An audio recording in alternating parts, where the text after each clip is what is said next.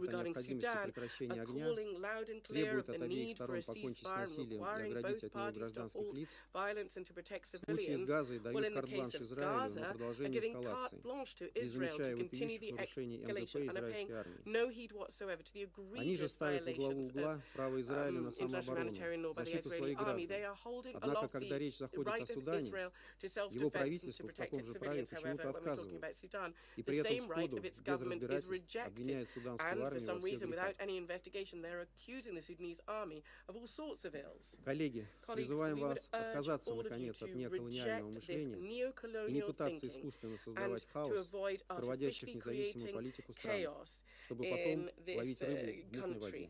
To ensure that we do not catch a fish in murky waters. Благодарю за внимание. Thank you. You've heard the statement from the representative of the Russian Federation. I give the floor to the representative of Ecuador.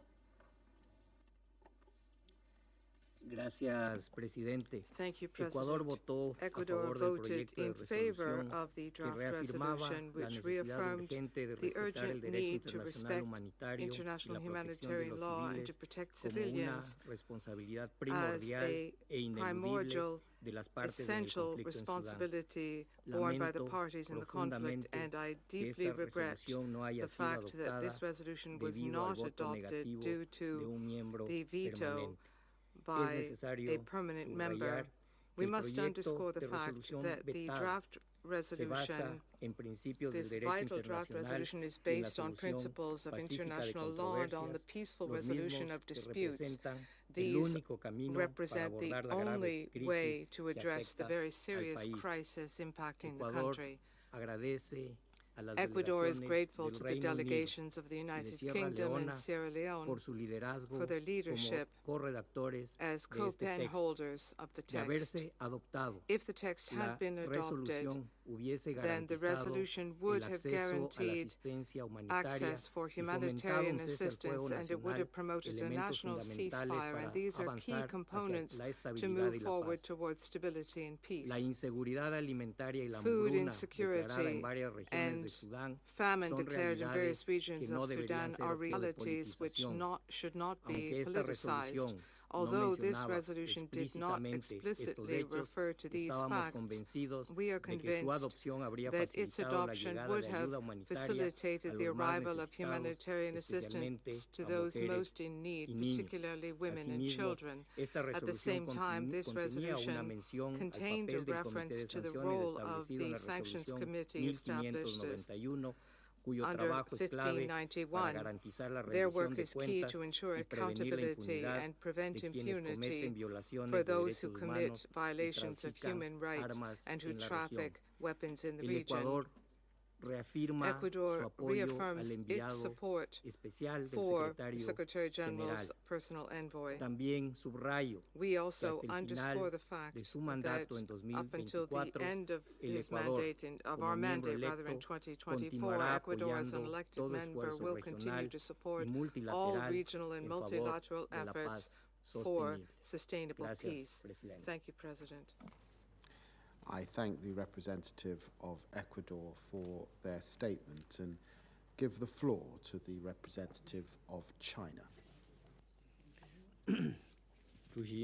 President, over 19 months into the protracted conflict in the Sudan, civilians continue to be mired in the fighting with rising casualties. The humanitarian situation is increasingly dire, which is deeply worrying. China stands for the realization of immediate ceasefire and de-escalation of the situation for the sake of protecting civilians. Therefore, we voted in favor of the draft resolution. We need to point out that the constructive proposals and suggestions raised by some council members during consultations were not fully taken on board, and that the legitimate concerns of the country concerned were not given sufficient attention. We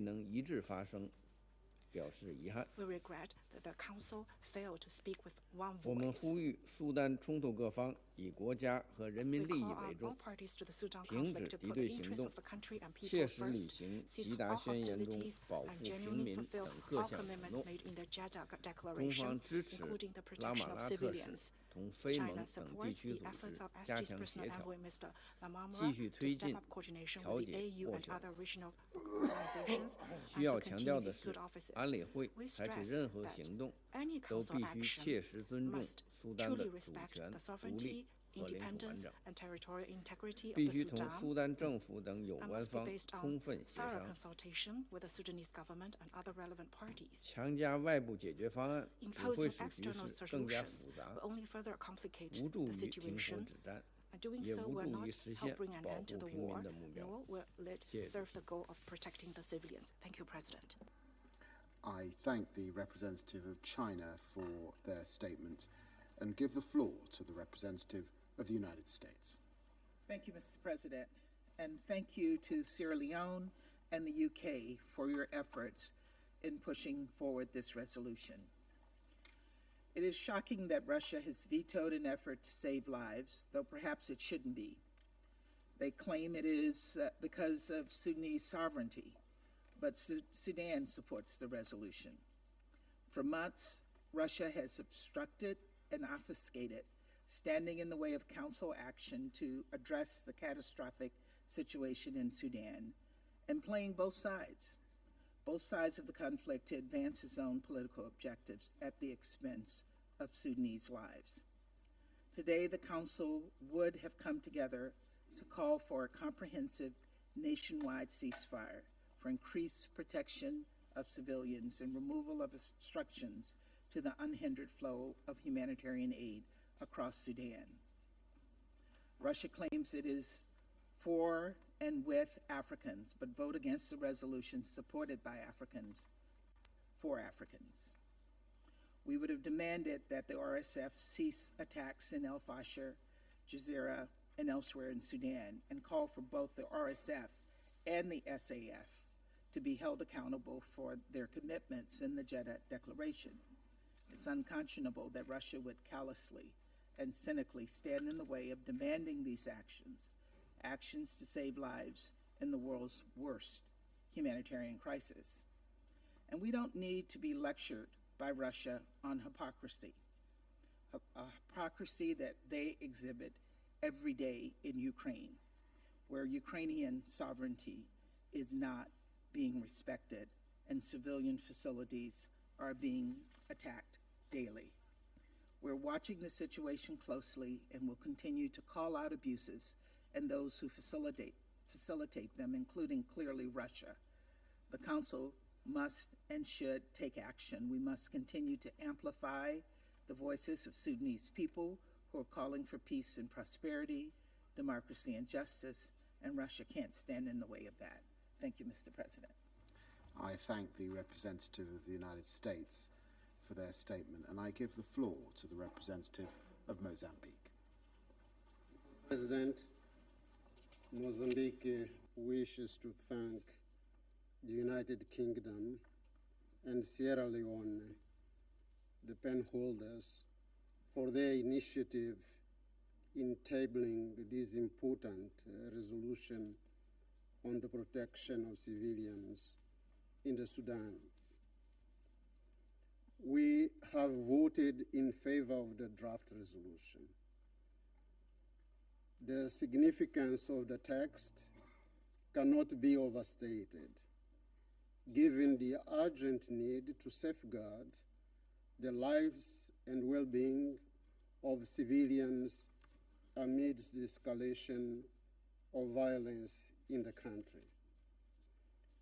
Recent reports of horrific attacks against civilians, including mass food poisoning in Jazeera State, and the worsening humanitarian situation have further stressed the sense of urgency for a swift response to protect civilians in the Sudan. The collaborative efforts of nations in addressing such critical issues are therefore vital for the promotion of an immediate ceasefire, peace, and stability. We recall in that connection the Secretary General's report on the recommendations to protect civilians in the Sudan. We fully agree with his assessment on what is feasible and what is not at this point in time.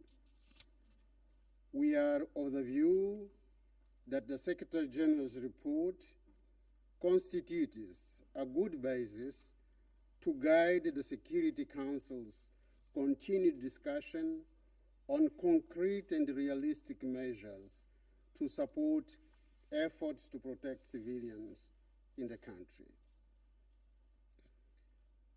The text we have just acted upon underscores our collective concern with the safety and security of the Sudanese people.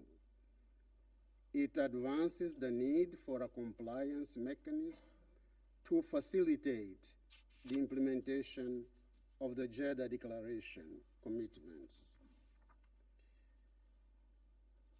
Mr. President, we consider that the parties in conflict are duty-bound to take necessary measures to minimize the impact of the conflict on civilians, particularly women and children. Mr. President, Mozambique remains convinced that the most sustainable approach to protect civilians in the Sudan is to end the conflict. There is no humanitarian solution to humanitarian problems. In the present case, coordinated efforts are needed to persuade the parties to commit to a ceasefire and engage in meaningful negotiations to a definitive cessation of hostilities. Coordination between different mechanisms, both regional and international, is fundamental, considering the multiplicity of peace initiatives on Sudan. The effectiveness of these initiatives hinges on how well they are coordinated and integrated. In this connection, we wish to express our strong support to the personal envoy of the Secretary General, Mr.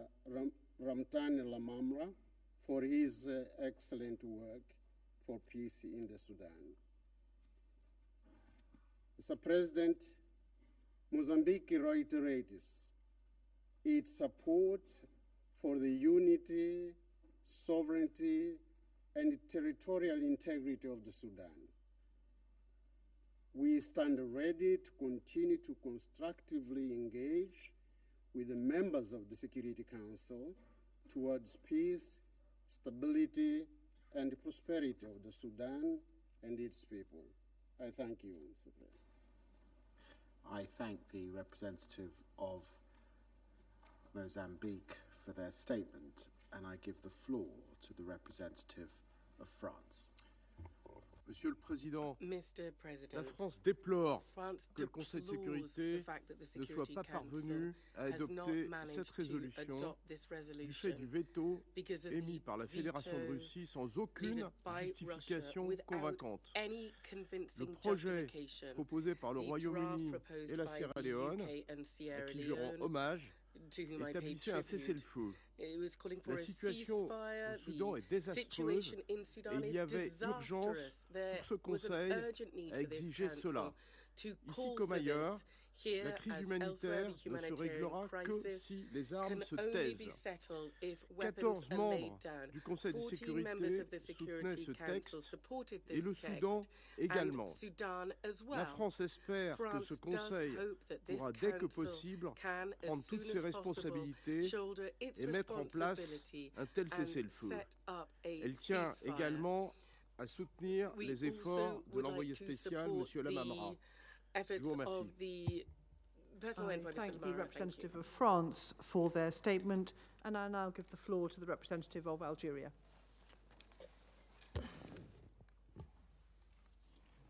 Thank you, Madam President.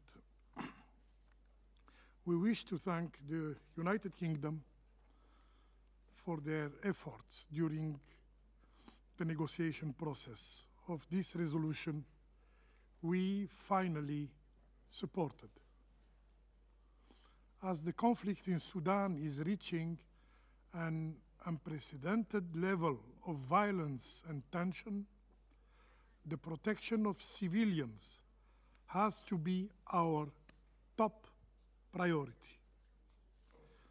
We wish, in this regard, to welcome the decision of the government of Sudan to accept the reopening of Adri border crossing, as well as the agreement between the government of Sudan and other Sudanese actors to allow air humanitarian operation in South Kordofan.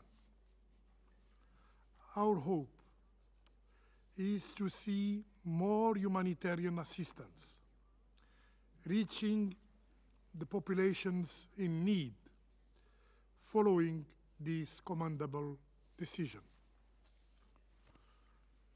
Our support for this resolution emanates from our deep belief that the Security Council must fulfill its part in providing the right responses to protect civilians in Sudan within the provision of international humanitarian law and international law. This response, however, needs to remain guided by the full respect of Sudan's sovereignty, independence, and territorial integrity. Very clearly, we are not in ease with the propension to place the internationally recognized government of Sudan and the Sudanese Rapid Force on an equal footing.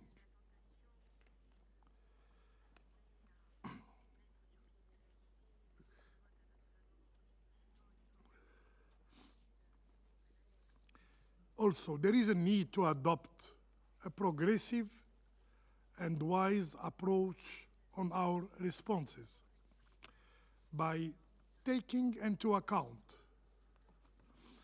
the real condition on the ground as described by the Secretary General of the United Nations, taking into account the views of the government of Sudan. We also reiterate our call for the strong and public condemnation of foreign interferences in Sudan and the full respect of the established sanction regime and the arms embargo by all member states. Madam President and dear colleagues, despite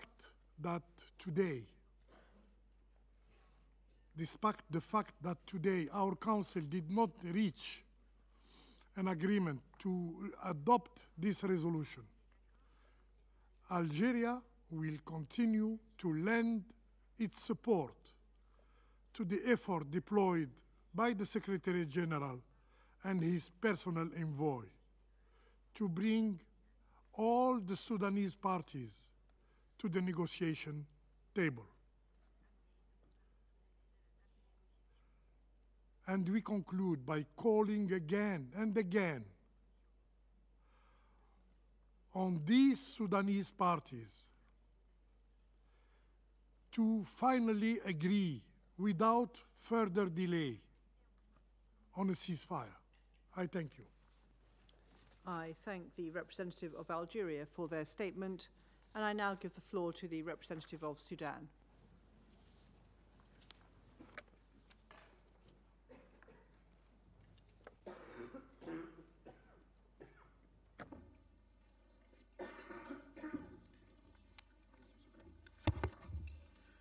شكرا السيد الرئيس. Thank you, Madam President. على رئاستكم لهذه الجلسة. Thank you for presiding over this meeting. أرجو أن تسمحوا لي بتقديم رؤية قصيرة حول موقف السودان حيال هذه الجلسة المهمة. On our position towards this important meeting. Madam President, achieving peace during multi-party wars, such as the war in Sudan, requires the adoption of a truthful narrative. The narrative currently adopted, that this is a war between two parties, is one of the reasons why we haven't reached an agreement on describing this war. We must take into account the specificities of the conflict and the efforts by the countries concerned in peace building.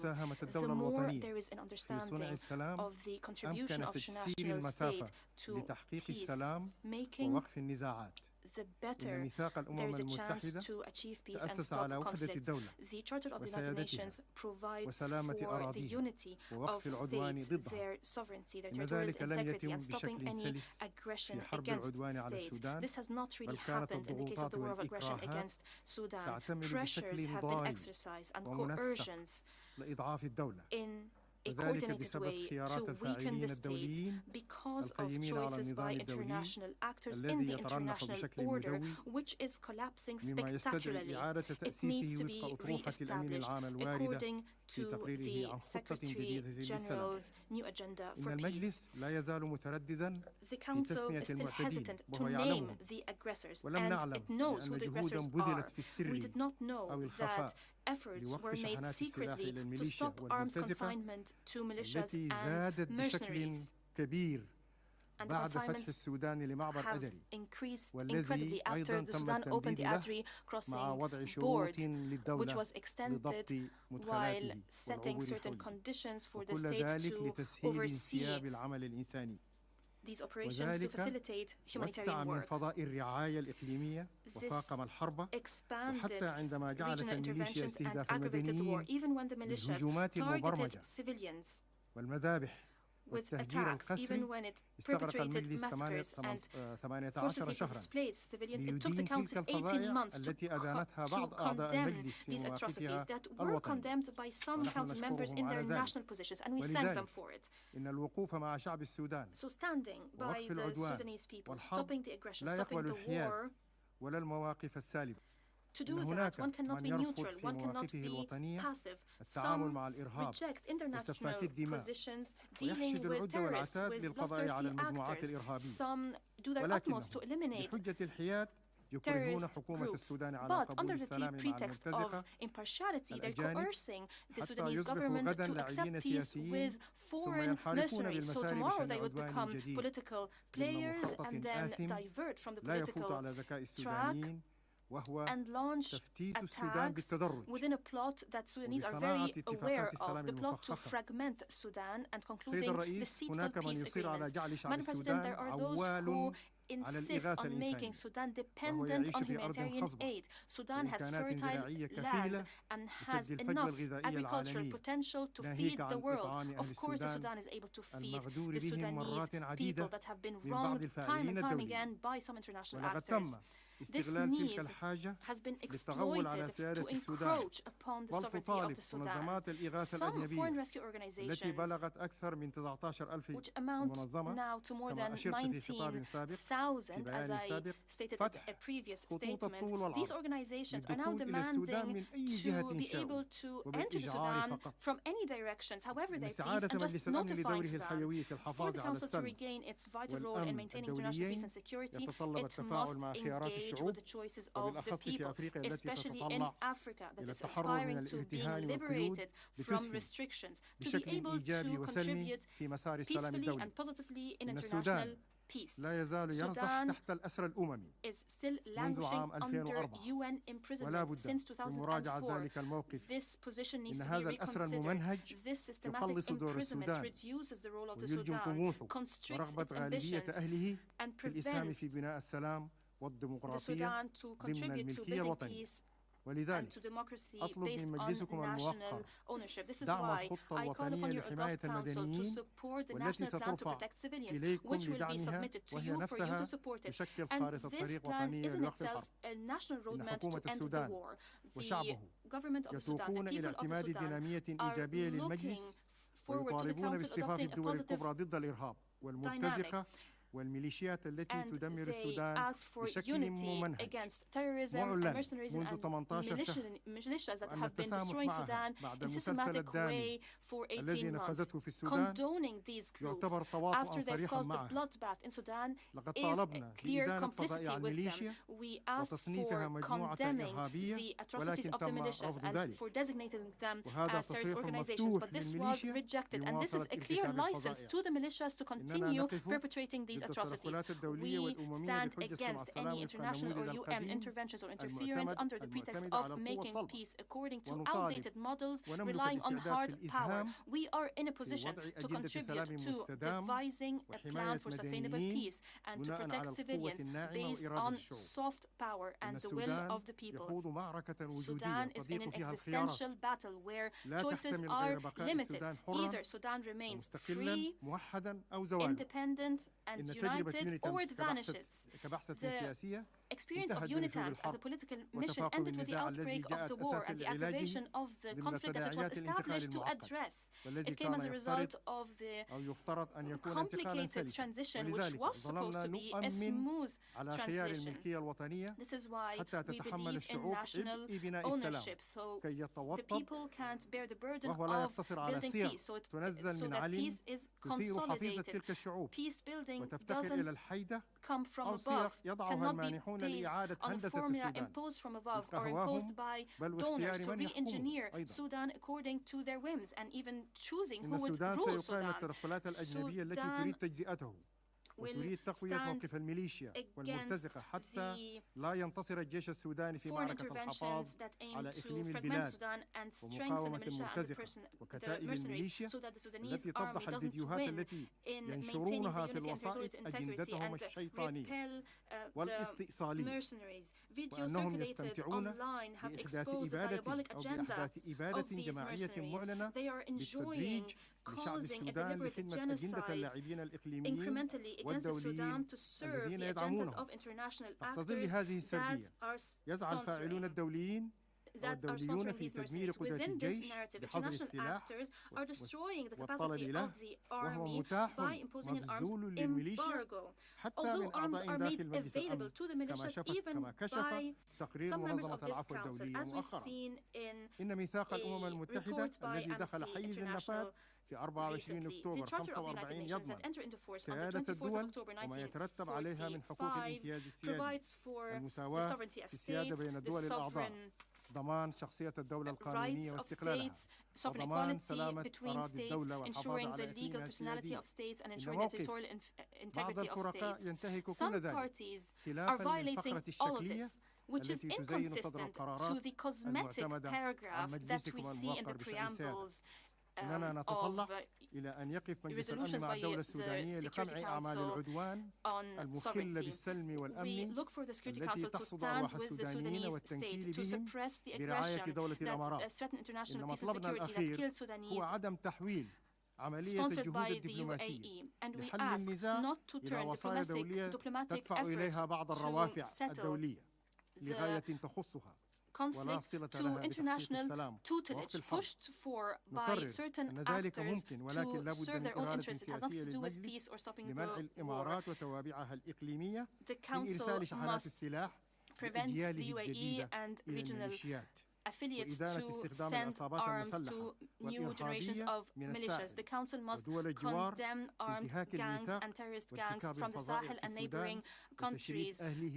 They are violating the charter, they are perpetrating atrocities, they're displacing people, and they're bringing people from the outside to occupy the homes of Sudanese residents. They're even using AI against the territorial integrity of the Sudan. The Secretary General, in his policy brief on the new agenda for peace, stressed the need to uphold the charter as conflict and terrorism are on the rise. He called for non-interference. He called for adopting regional initiatives to settle conflicts. He called on states to refrain from having hegemonic ambitions against neighboring countries. He called for preventive diplomacy, and he addressed the increasing role of armed groups within states, and he also referred to increasing terrorism in Africa. I thank the Council. I thank all those who cooperated with Sudan to achieve peace. We are ready to cooperate with you to stop this war, to condemn the militias and consider them terrorist militias, to stop the flow of arms across the borders, to respect the sovereignty of Sudan through implementing a peace, a plan to protect civilians. I thank you, Madam President. I thank the representative of Sudan for their statement. There are no more names inscribed on the list of speakers. The meeting is adjourned.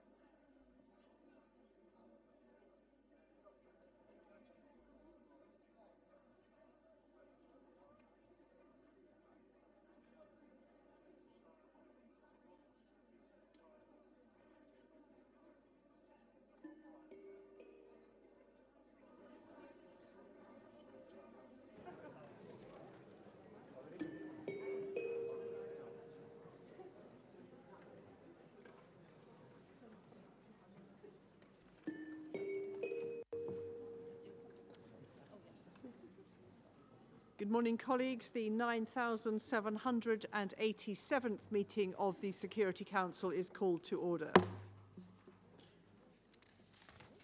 The provisional agenda for this meeting is the situation in the Middle East. The agenda is adopted. I would like to warmly welcome the distinguished ministers and other high-level representatives present in the Security Council chamber. Your presence today underscores the importance of the subject matter under discussion.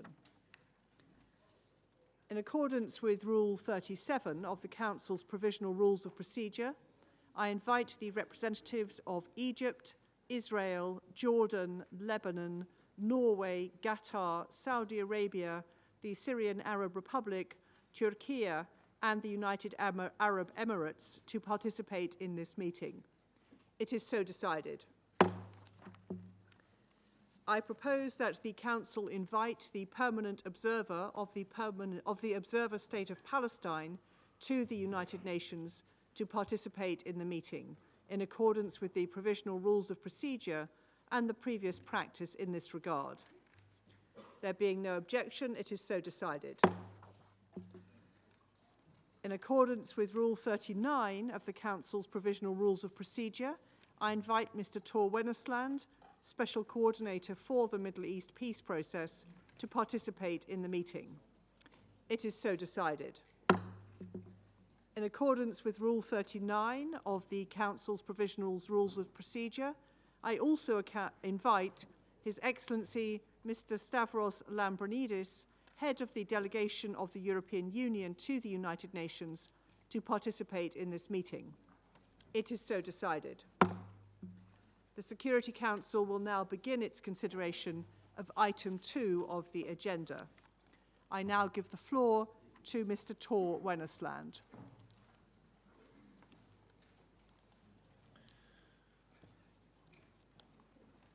Madam President, Foreign Secretary Lammy, Excellencies, members of the Security Council. Thank you for convening this ministerial meeting on the situation in the Middle East. After over a year of horrific war and bloodshed, the region is in a grim crossroad. The war between Hamas and Israel has spread to the region, involving non-state armed groups and now engulfing large swaths of Lebanon in a war between Hezbollah and Israel amidst repeated escalation exchanges between Israel and Iran. As feared, a year of armed exchanges across the blue line between Israel and Hezbollah has erupted into an all-out war. Daily barrages of rocket fire from Lebanon towards northern and central Israel, massive Israeli airstrikes across Lebanon, and an Israeli ground operation in the southern Lebanon have led to alarmingly high numbers of casualty and massive destructions.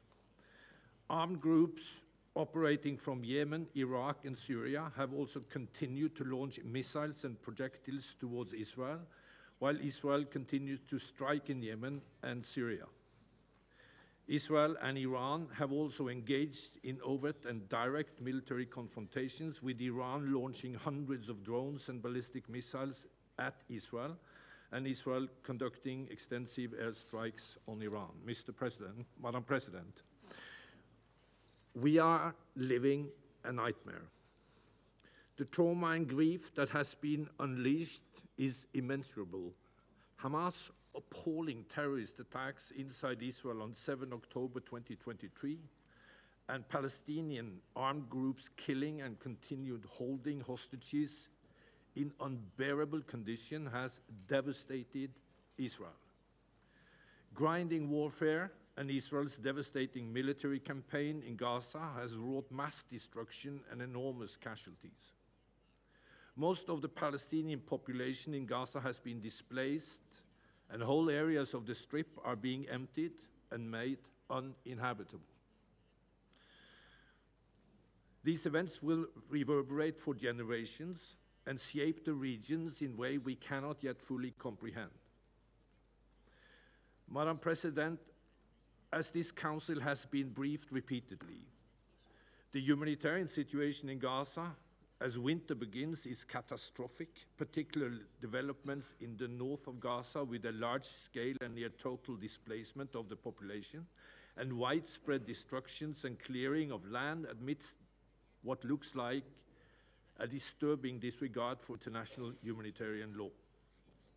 The United Nations and its partners are working around the clock to bring assistance to the population in Gaza, but humanitarian agencies continue to face an incredible challenge and dangerous operational environment, as well as access restrictions that seriously hinder the vital work. Attack on humanitarians and looting of aids, including by organized armed Palestinians, remains a serious and unaddressed obstacles, as was proven to be so only on Saturday. The current conditions are among the worst we have seen during the entire war and are not set to improve. Meanwhile, Madam President, the occupied West Bank remains stuck in a destructive spiral of violence and hopelessness.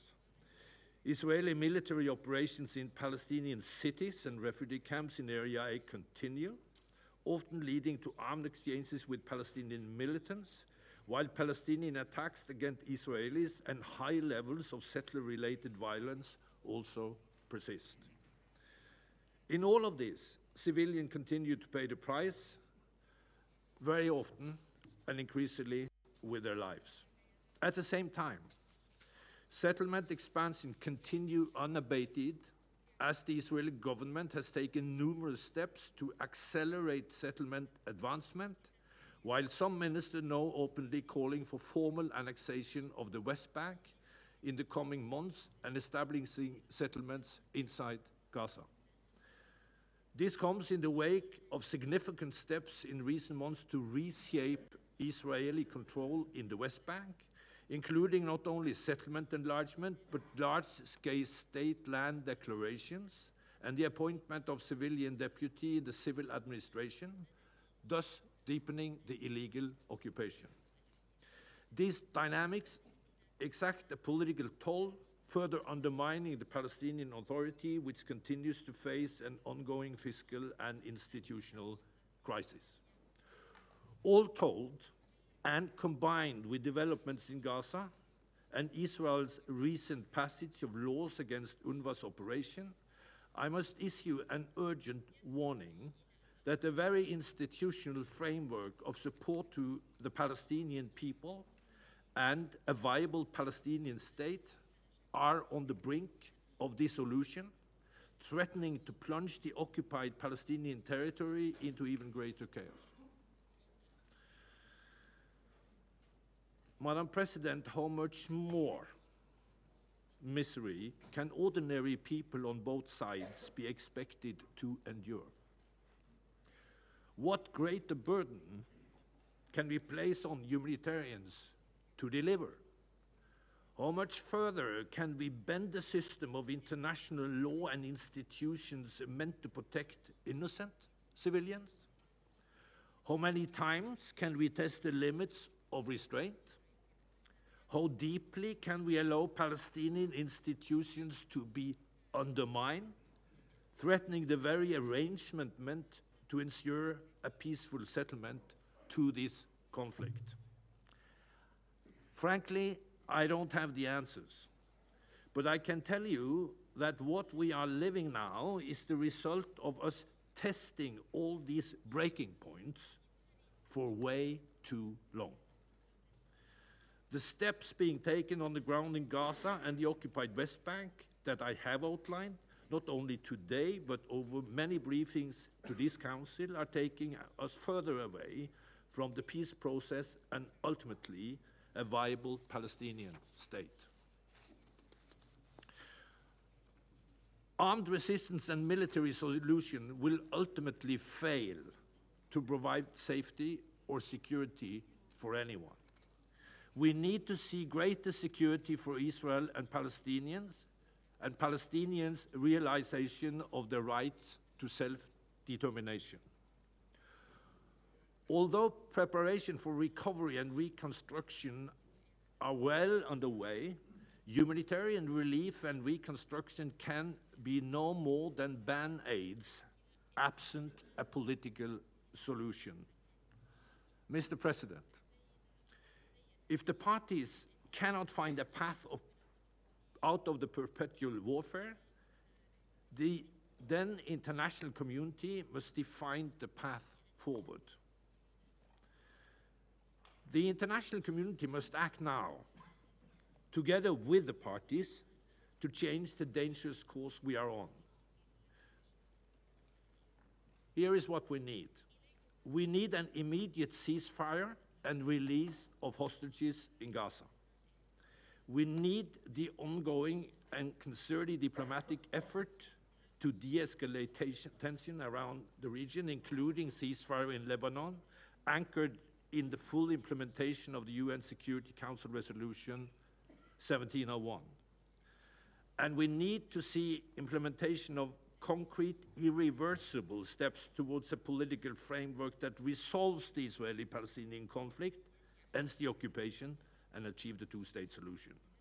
The international community must put down clear markers on how to end the war in Gaza in a way that lays the groundwork for a viable and sustainable political future.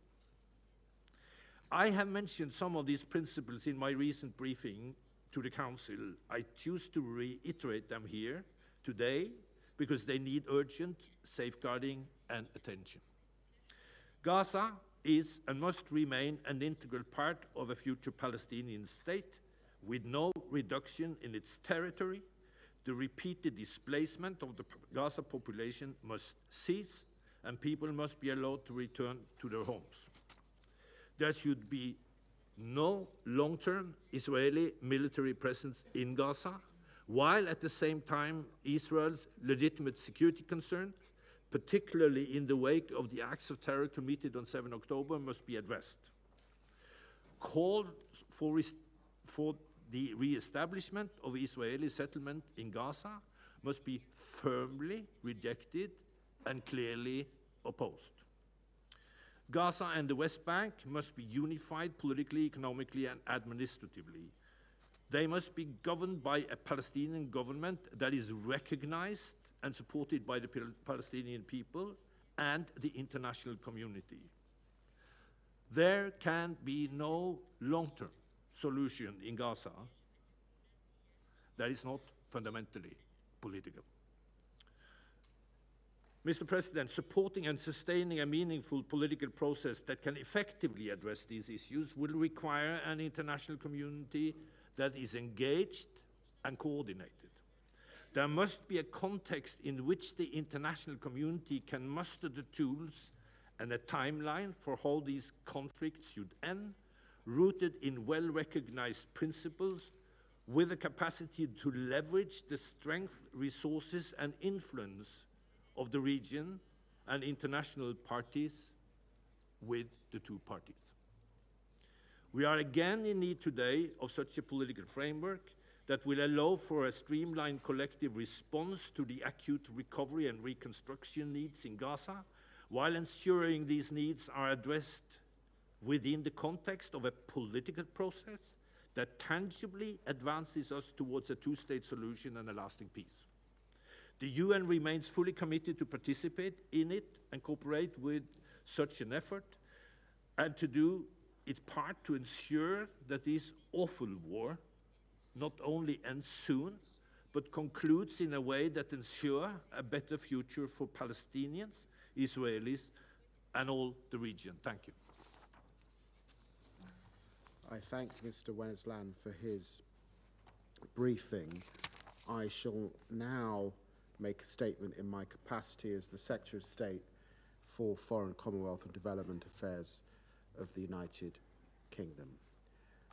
Thank you, Tor, once again for your frank report. The situation is devastating and frankly beyond comprehension, and is getting worse, not better. Winter's here. Famine is imminent, and 400 days into this war, it is totally unacceptable that it's harder than ever to get aid into Gaza. In October, just 37 humanitarian trucks entered the Strip each day. It's the lowest average in the last year. The situation in northern Gaza is a nightmare of disease, destruction, and despair. Over 300 aid workers have now been killed. It's the highest number in UN history. Amongst them are 3 British nationals whose families yearn for justice. More children have been killed in any recent conflict anywhere in the world. And meanwhile, Hamas still cruelly holds onto the hostages, including British national Emily Damari, extending their family's torment even further. In the West Bank, an environment of impunity exists for extremist settlers. And since October the 7th, conflict has spread, engulfing, of course, Lebanon.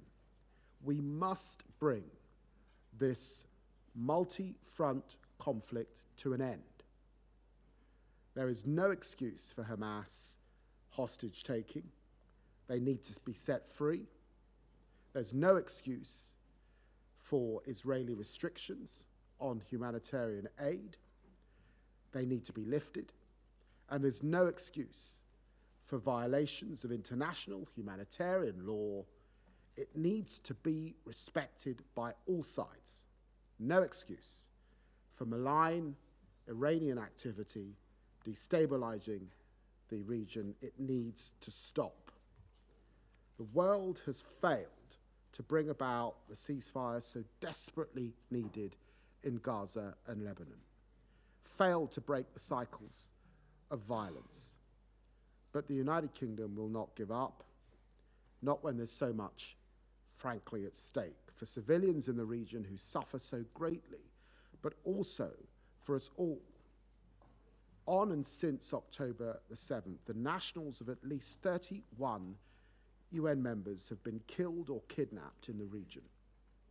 Merchant shipping, of course, has been disrupted in the Red Sea, and the entire region has been pulled to the brink of an even more devastating war. Despite this bleak picture, we cannot let experience turn us into pessimists. It is never too late for peace. We need a huge, huge rise in aid. We need to respect aid workers once again, proper protection for civilians. The UK has restarted our funding to UNRWA to help those saving lives and deliver the Kelowna report, and we've been consistent in our support for international law. We're working hard every day to bring this horrendous war to an end. The longer fighting continues, the deeper the depths of pain, of anger, which corrode the bonds of common humanity on which a lasting peace must necessarily be built. When the opening comes, we must be ready to seize it. We need detailed plans for turning an immediate ceasefire into a lasting solution. A strengthened and reformed Palestinian Authority should be at the center of Gaza's future recovery, security, and governance. And we've got to give the people of the West Bank and Gaza a political horizon, a credible, irreversible pathway to a Palestinian state. In 1947, the United Nations adopted Resolution 181. Ever since, the Palestinian people have been waiting for 77 years for a land that they can call their own. That wait must end. And the Israeli people, who are still threatened by groups dedicated to their destruction, have waited too long for the peace and security promised when their nation was born. We must not give up on our pursuit of a future where all people of the region can live side by side in peaceful coexistence, including Israelis and Palestinians. Ending the war, securing a lasting peace with a two-state solution at its core. This is what the region needs, and this is what the world wants, and this is what we will keep striving to achieve.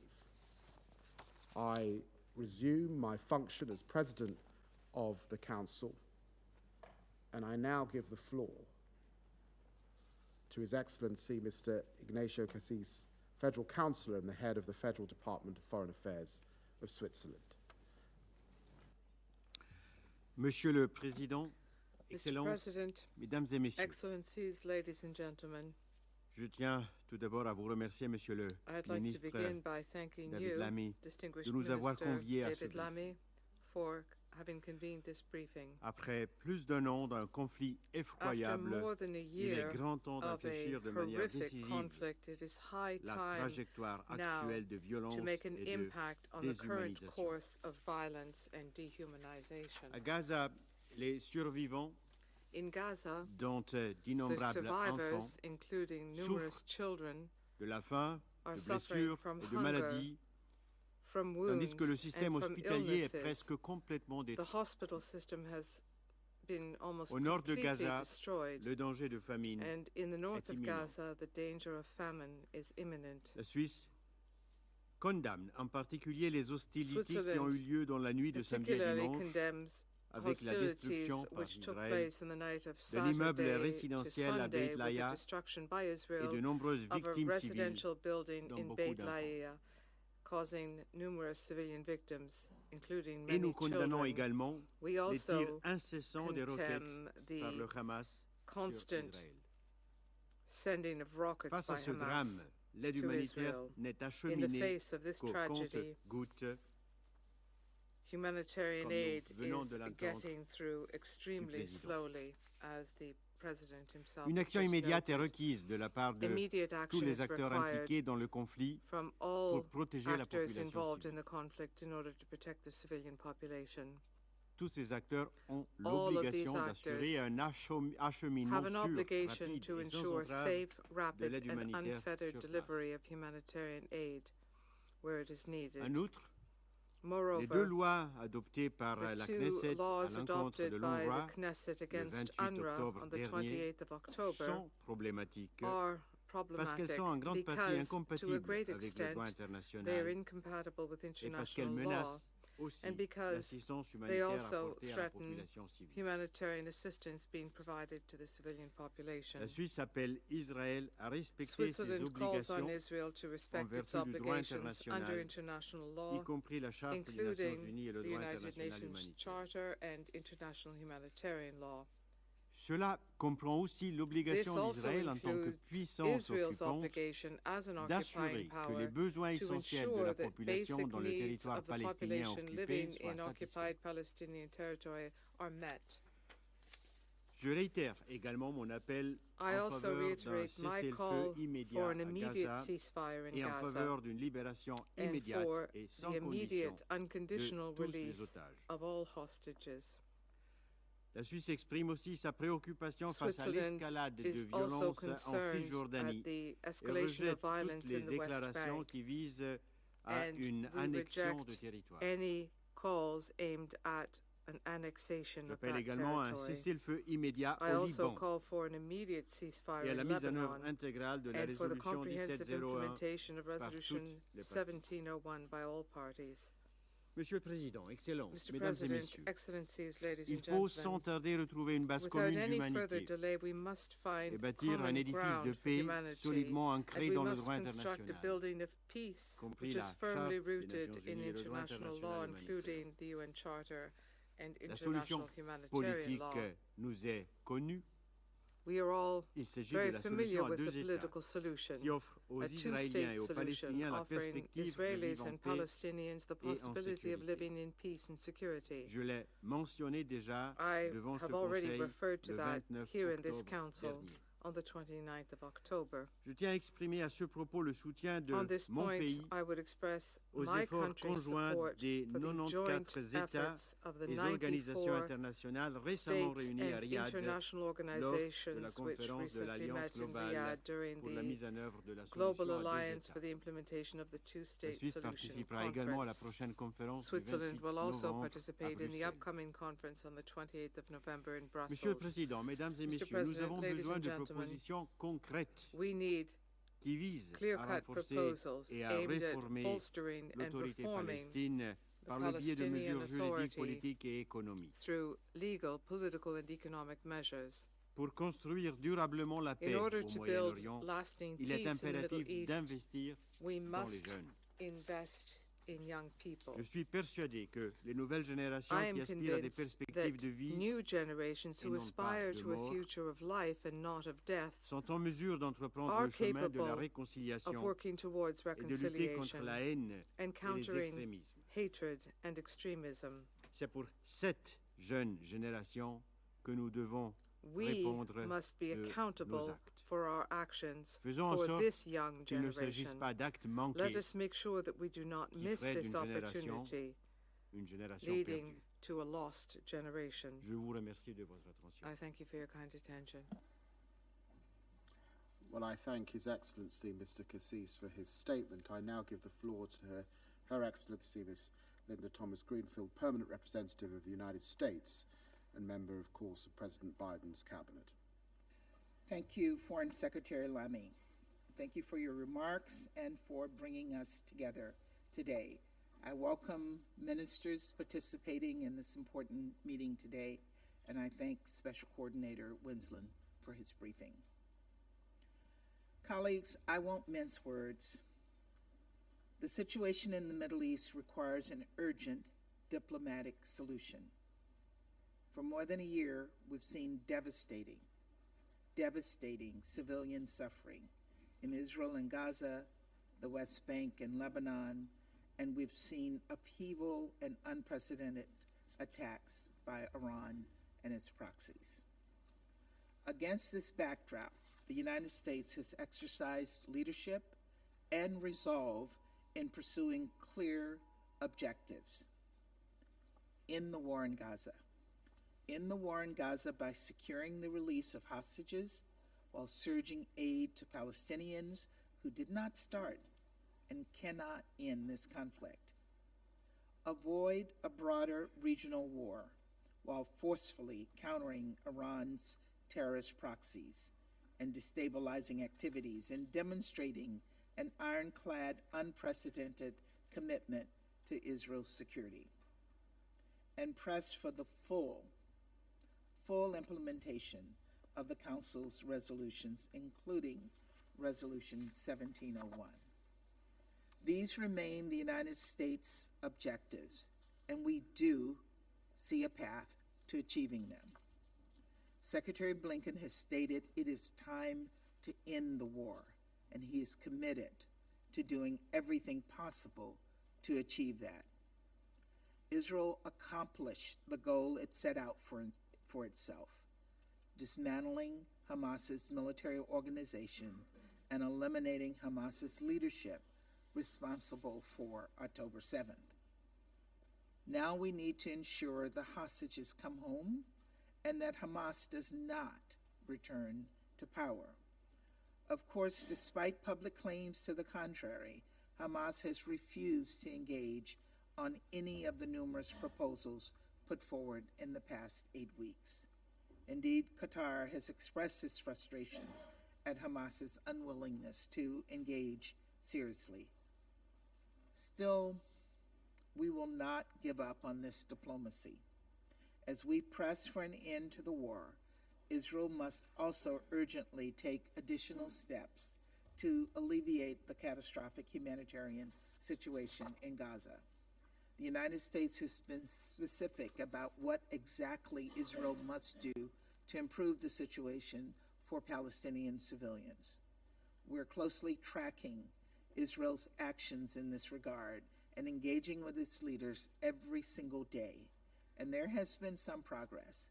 Israel is currently working to implement 12 of the 15 steps we have outlined. Still, we need to see all steps fully implemented and sustained. And we need to see concrete improvement in the humanitarian situation on the ground. That includes Israel allowing commercial trucks to move into Gaza alongside humanitarian assistance. This is crucial to avoiding famine.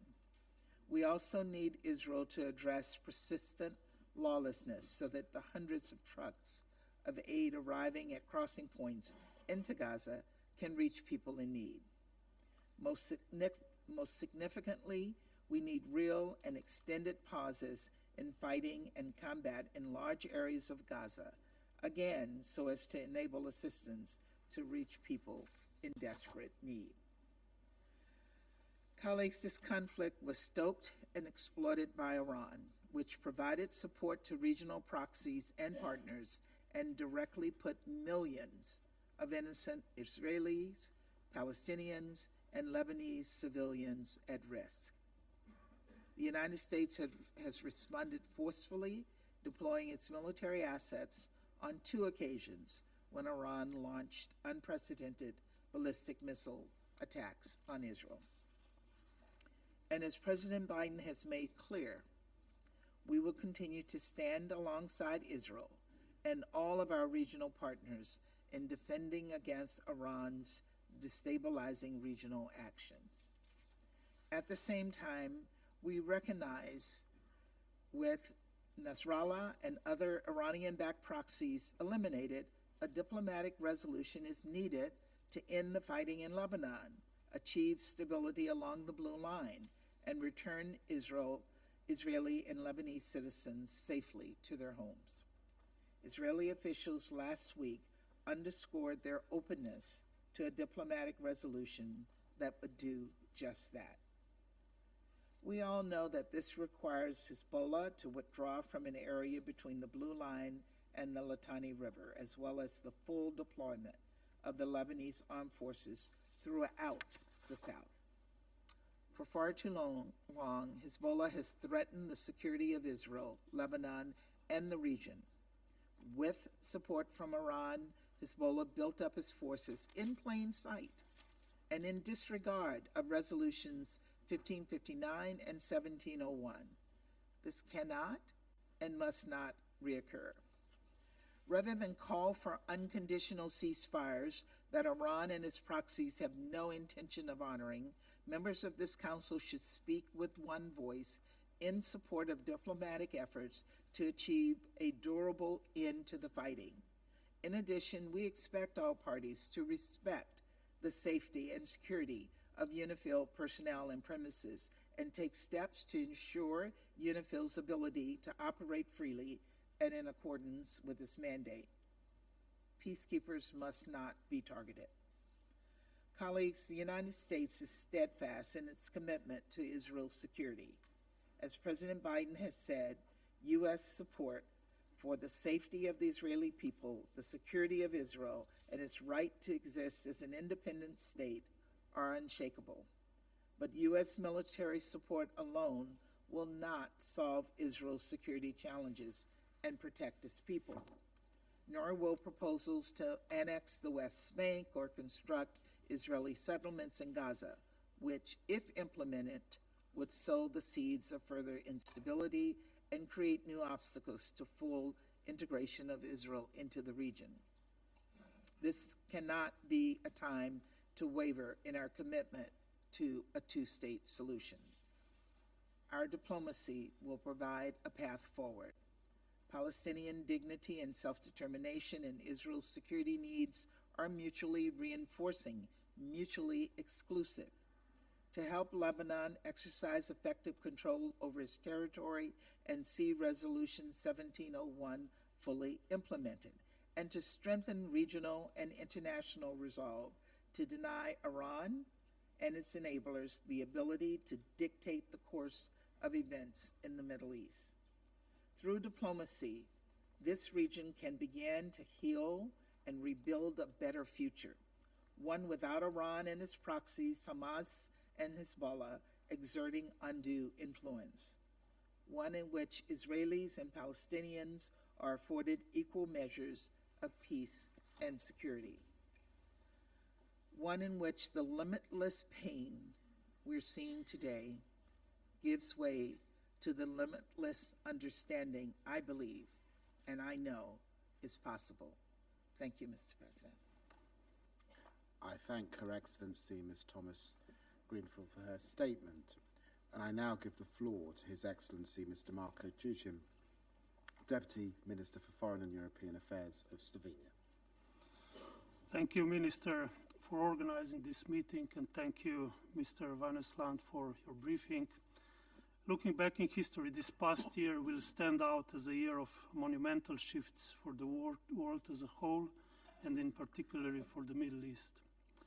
For people in the region, this was a year of pain and destruction never seen before. Nothing in recent history could be compared to the brutality that we see in Gaza today, to the number of civilians killed, to the number of women and children killed. Nothing in recent history could be compared to the number of displaced people. As the latest Human Rights Watch report states, 90% of the population of Gaza, 1.9 million Palestinians, were displaced over the last 13 months.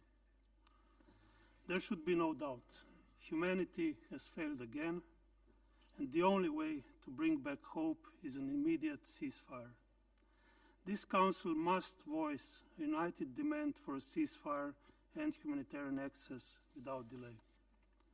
Mr. President, colleagues, for political leaders, this was a year of ever-shifting confrontations and shockwaves.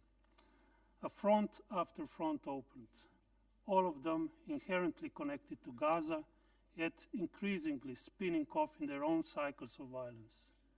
This Council should start taking its role under the Charter seriously and provide immediate steps for peace, security and stability in the region, with UN playing a central role. Colleagues, for this organization, this was a year of relentless limitations and attacks. I want to underline Slovenia's unwavering support to the work of the Secretary General and the entire UN system, including UNRWA and UNIFIL. There should be always a united message of Council members in defense of the UN system as it serves humanity on the ground. For the international community as a whole, this was a year of grave violations of international law. If we want to secure a future for children in Gaza, in Middle East and all around the world, we need to protect and defend international law. We need to protect the independence and impartiality of International Court of Justice, International Criminal Court, and other courts and tribunals in order to ensure accountability for grave violations of international law. Mr. President, in parallel to the overwhelming suffering in Gaza, we are seeing a devastating humanitarian impact in Lebanon and crippling measures and settler violence igniting the West Bank. We fully reject statements calling for extension of so-called sovereignty into the West Bank. We further underscore legal clarity provided by the ICJ advisory opinion on the illegality of the Israeli occupation, which must end. There must also be an end to practices aimed against the two-state solution, including those limiting and hindering the Palestinian Authority. Slovenia recognized the State of Palestine, and we see this recognition as a necessary element of the two-state solution. As a member of the Global Alliance for the Implementation of the Two-State Solution, we are committed to practical measures and a time-bound peace process. In this regard, we support holding of an international peace conference as soon as possible. Colleagues, one thing is clear. Each of us has a responsibility as a member of this Council and a member of this organization. The crossing of boundaries that we have been observing in the past year should be matched with bold steps for peace through bilateral and multilateral diplomacy leading to the two-state solutions. I thank you. I thank His Excellency Mr. Tsusin for his statement. I now give the floor to His Excellency Mr. Fuji Hisayuki, State Minister for Foreign Affairs of Japan. Thank you, Mr. President. I'd like to thank Special Coordinator Venezuela for his informative briefing. Over a year has passed since the reprehensive terror attacks by Hamas and others on October 7th, and we do not have the words to describe the devastation in Gaza. Tens of thousands of innocent civilians have been killed and injured. Millions are internally displaced. Nearly the entire strip is flattened, leaving only a few buildings intact. Little humanitarian supplies have been able to enter northern Gaza for over a month. UN officials have even described the situation as apocalyptic. Japan's policy has been consistent. All parties must immediately agree to a ceasefire as well as the release of the hostages, comply with international law, and drastically improve the humanitarian situation, and we support the tireless mediation efforts by the relevant stakeholders to this end. Our new administration, led by Prime Minister Ishiba, shares the same principle. Minister for Foreign Affairs Iwaya has been actively engaging and directly talking with foreign ministers in the Middle East, including both Israel and Palestine, to call for an end to the agony in Gaza and beyond. Japan also remains resolute in tackling this humanitarian nightmare where so many desperate Palestinians do not even know when they will receive their next meal. At the same time, the international community must do whatever possible to alleviate their suffering. Mr. President, the exchange of attacks between Iran and Israel is deeply concerning, and a full-fledged war in the region must be avoided at all costs. We strongly condemn any action that escalates the situation. The hostilities between Israel and Hezbollah has significantly worsened the humanitarian situation in Lebanon and Syria. In addition to the uprooting of thousands of civilian lives, UNIFIL personnel and related facilities have also been targeted in Lebanon.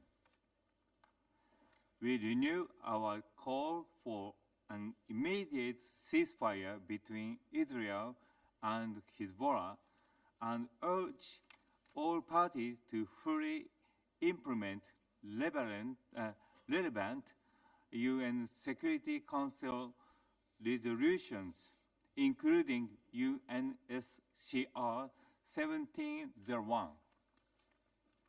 Mr. President, in order to respond to the humanitarian crisis in the region, including the catastrophic situation in Gaza, it is imperative to significantly increase the amount of aid and allow greater humanitarian access. In this vein, the protection of humanitarian aid workers is of paramount importance. Hundreds of humanitarian personnel, including more than 240 UNRWA staff members, lost their lives, some while on duty. This is totally unacceptable. UNRWA plays an indispensable role in providing humanitarian assistance, healthcare, education, and other vital support to Palestine refugees, not only in Gaza and the West Bank, but also throughout the region. Japan reiterates its grave concern over the legislation adopted by the Israeli Knesset that would severely restrict the activities of UNRWA.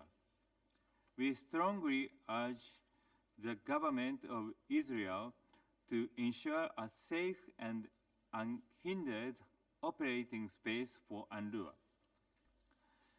Ensuring neutrality is likewise crucial for UNRWA. We must not tolerate any terror attacks by Hamas. We support UNRWA's effort to implement the recommendations from the Independent Review Group. Mr. President, the situation in the West Bank is rapidly deteriorating with a rise in settler violence. We reiterate our deep regret over the continuing settlement activities by the government of Israel, which are in violation of international law. The only viable solution to the Middle East conflict is the peaceful coexistence of Israel and Palestine. Japan continues to support the realization of the two-state solution.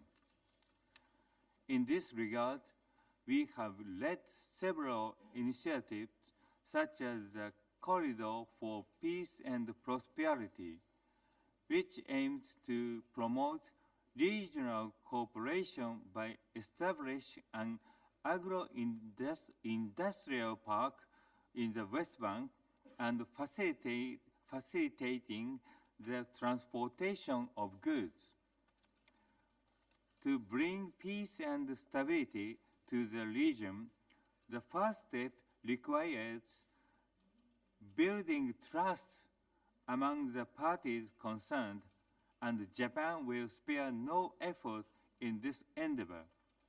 I thank you. I thank His Excellency Mr. Fuji for his statement. I now give the floor to the representative of Ecuador. Gracias, señor presidente. Thank you, Mr. President. I acknowledge the presence of a number of officials in the room. I'm grateful to Special Coordinator Wennesland for his report this morning, and I reiterate Ecuador's support for his work and the work of all UN staff and agency staff. Your Excellency, ladies and gentlemen, colleagues, the situation in the Middle East has been the main concern for this Council over the past 13 months. Since the terrorist acts perpetrated by Hamas on the 7th of October 2023, which my country condemns yet again, there has been an explosion of violence which has had devastating consequences, not just in Gaza, but throughout the region. With regard to the situation in Gaza, this Council has already adopted 4 resolutions, 2712, 2720, 2728, and 2735. Their full implementation is mandatory, necessary, and urgent. The immediate and sufficient delivery of humanitarian aid must be the first priority. It is urgent to avoid a worsening of the food situation in the Strip. We also call for the immediate and unconditional release of all hostages and the implementation of all other provisions contained in the above-mentioned resolutions in order to alleviate the situation of the civilian population in Gaza. Hostilities must cease immediately. A ceasefire now is an imperative. The end of this war will only be possible if there is political will. This is particularly shocking when children are involved. This violence must end immediately, and parties are required to fully respect international humanitarian law and protect civilians. Humanitarian aid must arrive unfettered to those in need. Humanitarian actors must be able to work without restrictions. The end of this war will only be possible if there is the political will of the parties in the conflict to prioritize peace and to work towards a negotiated political solution. It is our duty to facilitate and support any initiative leading to a peaceful, lasting, and just solution for the parties, with the existence of two states, Palestine and Israel, on the basis of the 1967 borders and relevant resolutions. The 10 elected members of this Council have worked together in recent weeks to promote this goal. We trust that our efforts will be successful.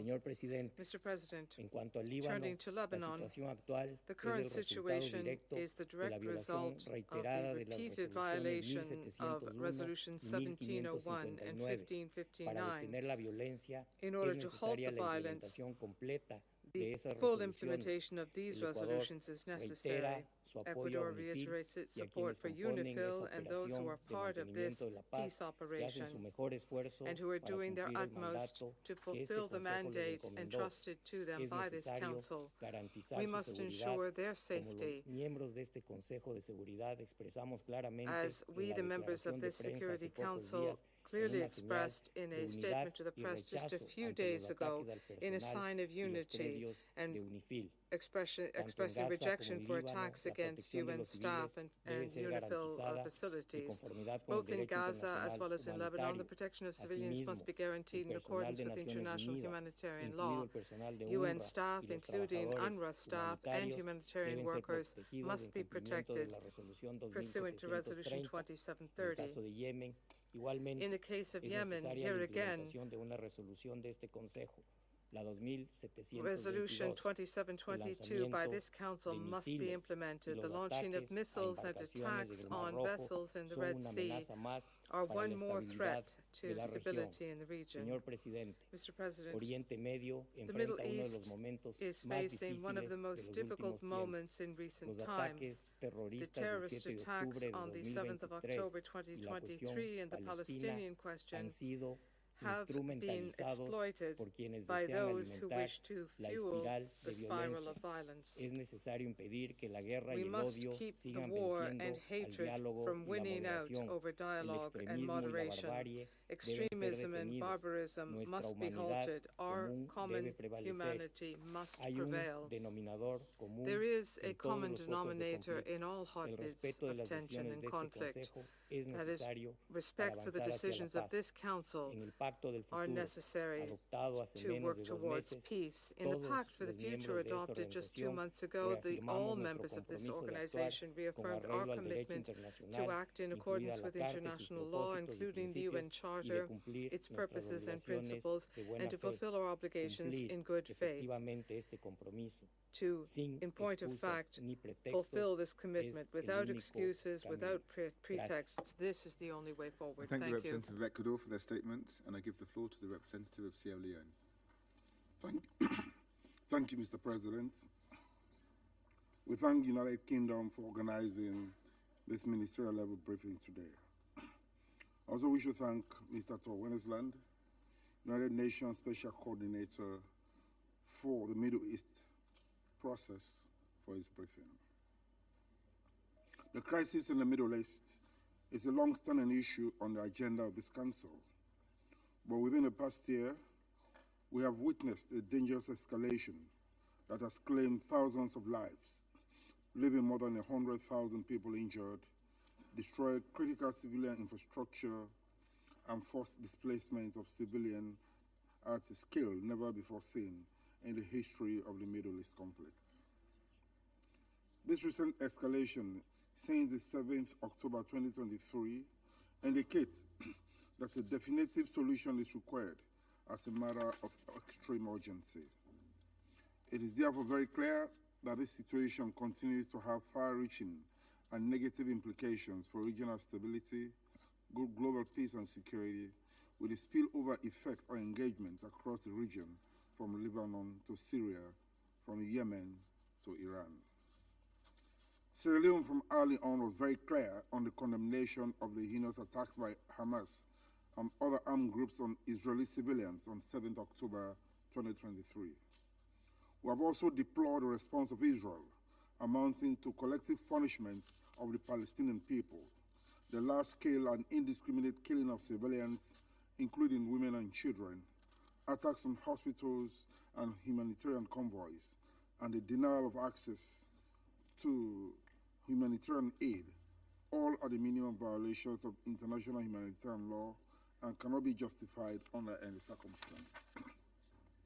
There is therefore no gainsaying that bringing the conflicts in the Gaza Strip and other parts of the region to an end should remain an immediate priority for this Council and the international community. On this note, we welcome the theme for today's debate, which is ending the war and securing durable peace. To achieve this, we require the following. First, the Security Council should act decisively to halt the violence and enforce a ceasefire, not only in Gaza, but also in Lebanon. We must urge all parties to recommit to the restoration of cessation of hostilities as a precursor for laying the groundwork for further diplomatic negotiations that could lead to an agreement for lasting peace.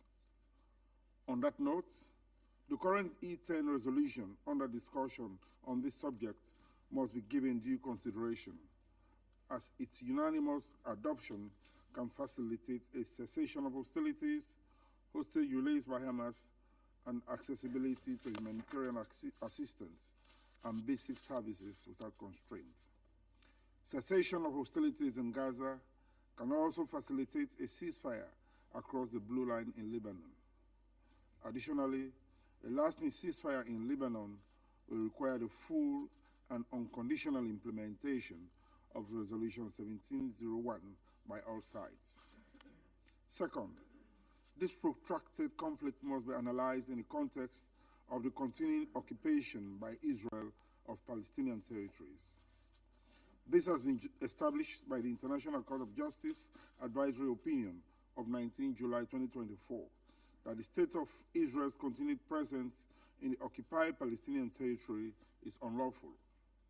The international community must therefore, inter alia, vigorously and persistently pursue a revitalization of the Oslo Accords, an initiative that was intended to foster a relationship between Israel and Palestine and prepare the pathway for the establishment of a Palestinian state.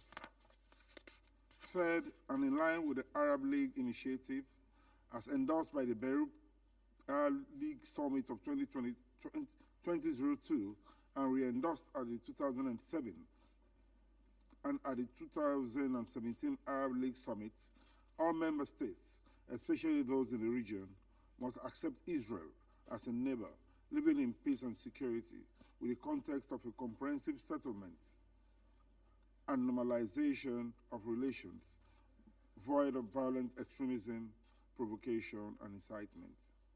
Furthermore, in order for the Palestinian Authority to progressively assume its security and governance responsibilities in the Gaza Strip and the West Bank, a universal recognition of the State of Palestine and its full admission as a member of the United Nations is a prerequisite.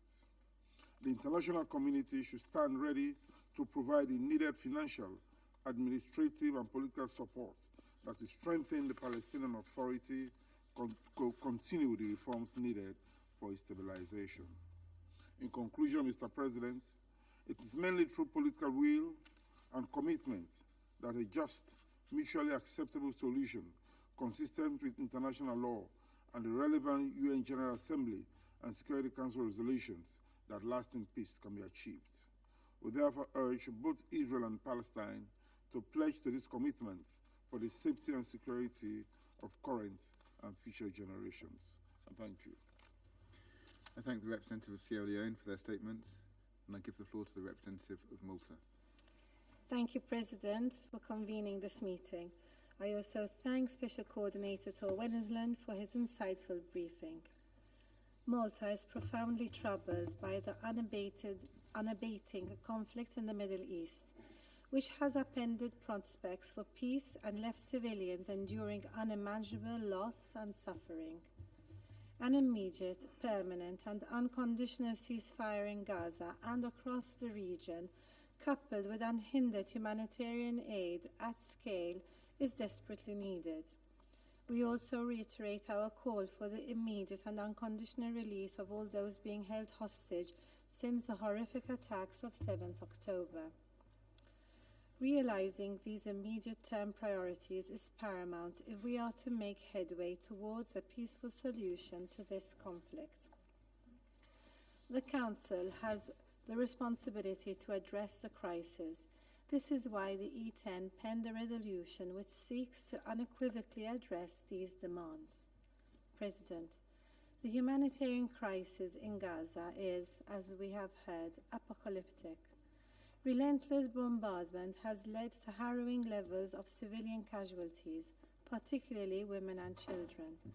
The denial of critical humanitarian aid exacerbates this tragedy, as North Gaza now grapples with famine. This Council's demands for unhindered and sustained humanitarian access across Gaza, which is in line with international humanitarian law, must be immediately heeded by Israel. We firmly condemn any targeting of civilians and civilian infrastructure. We urge all parties to uphold international law and for full adherence to the International Court of Justice's orders on provisional measures. Furthermore, there must be no forced displacement of the civilian population in Gaza, and those displaced must be allowed to return to their homes. The situation in the occupied West Bank, including East Jerusalem, is also extremely worrisome. Illegal settlement expansion, abuses against Palestinians and settler violence fuel further instability and entrench the illegal occupation. Critically, these actions threaten the viability of a peaceful two-state solution, and we call on Israel to reverse them. We also recall the ICJ advisory opinion of 19 July that clearly stated that Israel's presence in the occupied Palestinian territory must end as soon as possible. Malta also underscores the importance of maintaining the status quo of the holy sites and for provocations to cease, as they also threaten peace prospects. Moreover, we condemn any attempt to abrogate the 1967 agreement between Israel and UNRWA, or to obstruct the agency's capacity to implement its mandate. We call upon Israel to rescind these gravely concerning legislative actions. UNRWA must continue to play its vital, irreplaceable role. President, turning to Lebanon, operations by the IDF and attacks by Hezbollah on Israel are blatant violations of 1701. We urgently appeal to all sides to recommit to the cessation of hostilities under Resolution 1701 and engage to avoid further escalation. Malta also expresses its profound concern over attacks on UNIFIL positions and peacekeepers.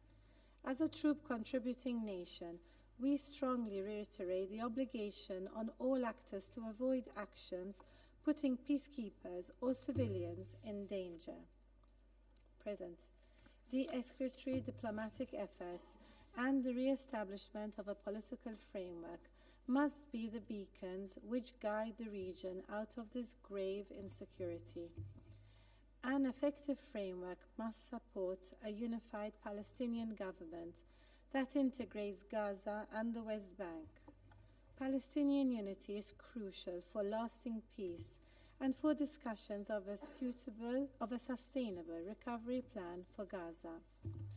The international community must urgently rally to ensure the fulfillment of Palestinian aspirations for statehood and self-determination, together with assurances for Israel's security. Malta once again reaffirms its unwavering commitment to the realization of a credible and irreversible two-state solution along the pre-1967 borders, addressing the legitimate aspirations of both sides, with Jerusalem as a future capital of two states living side by side in peace and security, in line with all relevant Security Council resolutions and internationally agreed parameters. We must not lose sight of this goal. This is the only path to a just and lasting peace. There is no other alternative. Thank you. I thank the representative of Malta for their statement, and I give the floor to the representative of Algeria. President, at the outset, I would like to express my gratitude to you for convening this important meeting. It reflects the urgency of the situation in the Middle East, particularly in the occupied Palestinian territories. It also highlights the pressing need for decisive action from the Security Council. I thank Mr. Tor Wennesland for his briefing. Our Security Council bears the primary responsibility for the maintenance of international peace and security. Yet, the impact of its numerous decisions and resolutions has been undermined by the intransigence, by the deafness of the Israeli occupying power. While the Council has been unable to take decisive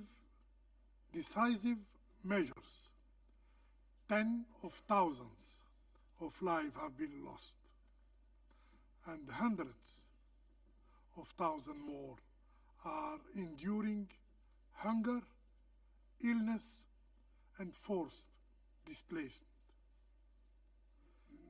To restore its legitimacy, to restore its credibility, this Council must fully shoulder its responsibility and act promptly and decisively to address this escalating crisis in the Middle East. In this regard, the Council must take the following steps. First, the top priority is to halt the ongoing tragedy, to halt the ongoing massacre by imposing, yes, imposing an immediate, permanent, and unconditional ceasefire in Gaza and Lebanon. Also, it is vital to effectively address the catastrophic humanitarian situation as past efforts have fallen short. Yes, the humanitarian operations are currently hindered by the lack of political will on the part of the Israeli occupier, which continue to weaponize starvation, as documented in UN reports. And we call on all Council members, to adopt the draft resolution submitted by the elected member of this Council without delay to achieve our common goal of an immediate ceasefire. Second, the Council must uphold the provisions of Resolution ES 10/24 of the General Assembly, which outlines a clear roadmap for ending the occupation and establishing a sovereign Palestinian state with Al-Quds Sharif as its capital. This shared objective is now under existential threat due to actions of the Israeli occupying authorities, including annexation plans in the West Bank, settlement expansion, and the displacement of Palestinians in flagrant violation of international law.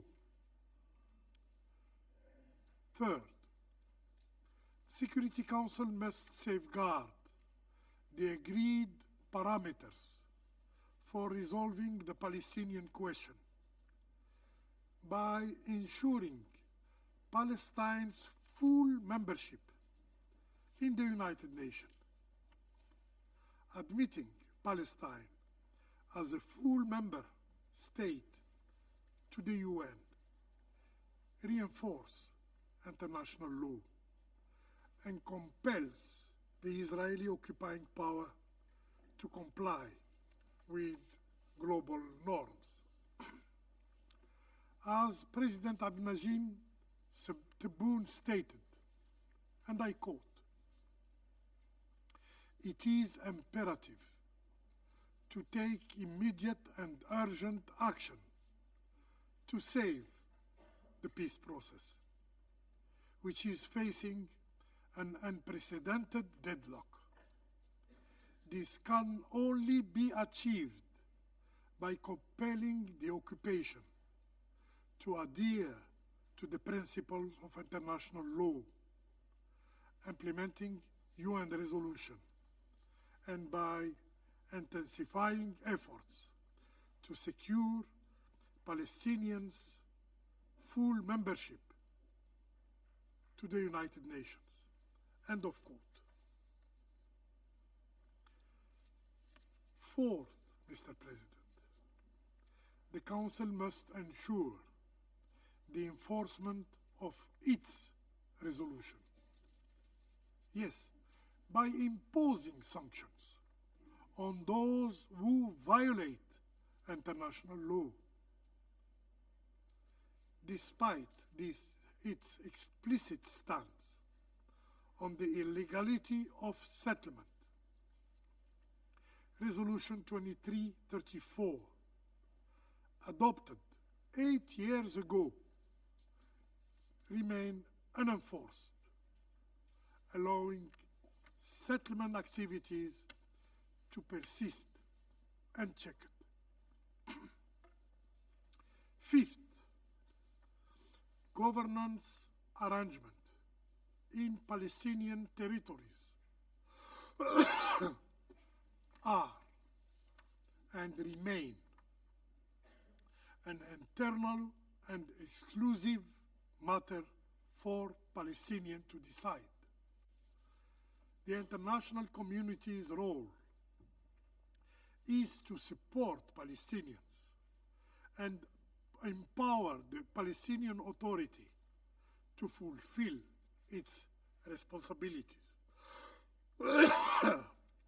UN agencies and other international institutions must unite effort to the Palestinian Authority in reunifying Gaza and the West Bank and rebuilding the territories, the infrastructures devastated by Israeli aggression. Sixth, the root cause of conflicts in the Middle East are well known. It is the Israeli occupation of Palestine, of Lebanon, of Syria. The Council must enforce its proper resolution, including Resolution 1701 and 497, to end the occupation and restore peace across the region. Mr. President, the cost of silence and inaction is steep. Today, Palestinians, Lebanese are paying with their lives. Tomorrow, the consequences will spiral further. The failure of this Security Council and of the international community to implement its own decisions, its own resolutions, perpetuates a system dominated by force and erodes justice and the rule of law. The Security Council bears the heavy responsibility to prevent the collapse of the international legal order. The time for action is now. It is imperative to restore hope of peace, to restore hope for peace, and to uphold the principle of justice and international law. I thank you. I thank the representative of Algeria for their statement, and I give the floor to the representative of France. Monsieur le Président, Mr. je remercie Monsieur Venesland pour son exposé. Le Conseil de sécurité doit se mobiliser pour un cessez-le-feu immédiat, permanent et inconditionnel dans la bande de Gaza. La France espère qu'il pourra bientôt parler d'une seule voix en ce sens. Elle appelle Israël à assurer la protection de tous les civils et toutes les infrastructures civiles. Elle rappelle que tout déplacement forcé de population constitue une violation grave du droit international. La résolution 2417, qui condamne l'utilisation de la famine comme arme de guerre, l'absence d'accès humanitaire et la privation des civils de biens indispensables à leur survie, s'impose à tous. Les blocages imposés à l'acheminement de l'aide au nord de Gaza doivent être levés sans délai. L'ensemble des points de passage nécessaires doivent être ouverts et l'aide nécessaire livrée au bénéfice des populations dans toute la bande de Gaza. La France ne cessera de condamner les attaques terroristes du 7 octobre 2023. Elle rappelle son attachement indéfectible à la sécurité d'Israël. Tous les otages doivent être libérés. Le Conseil de sécurité devra aussi, sur la base des paramètres agréés, œuvrer à la solution des deux États. Il faut des garanties de sécurité pour les Israéliens. Il faut aussi œuvrer à la création d'un État indépendant, viable et contigu pour les Palestiniens. L'autorité palestinienne a un rôle central à jouer dans ce processus en Cisjordanie comme à Gaza, qui doit bien entendu faire partie de ce futur État palestinien. La France continuera d'œuvrer en faveur de ces objectifs en lien avec ses partenaires. Au Liban, enfin, la guerre doit cesser au plus vite. La solution est claire. Mettre en œuvre pleinement la résolution 1701.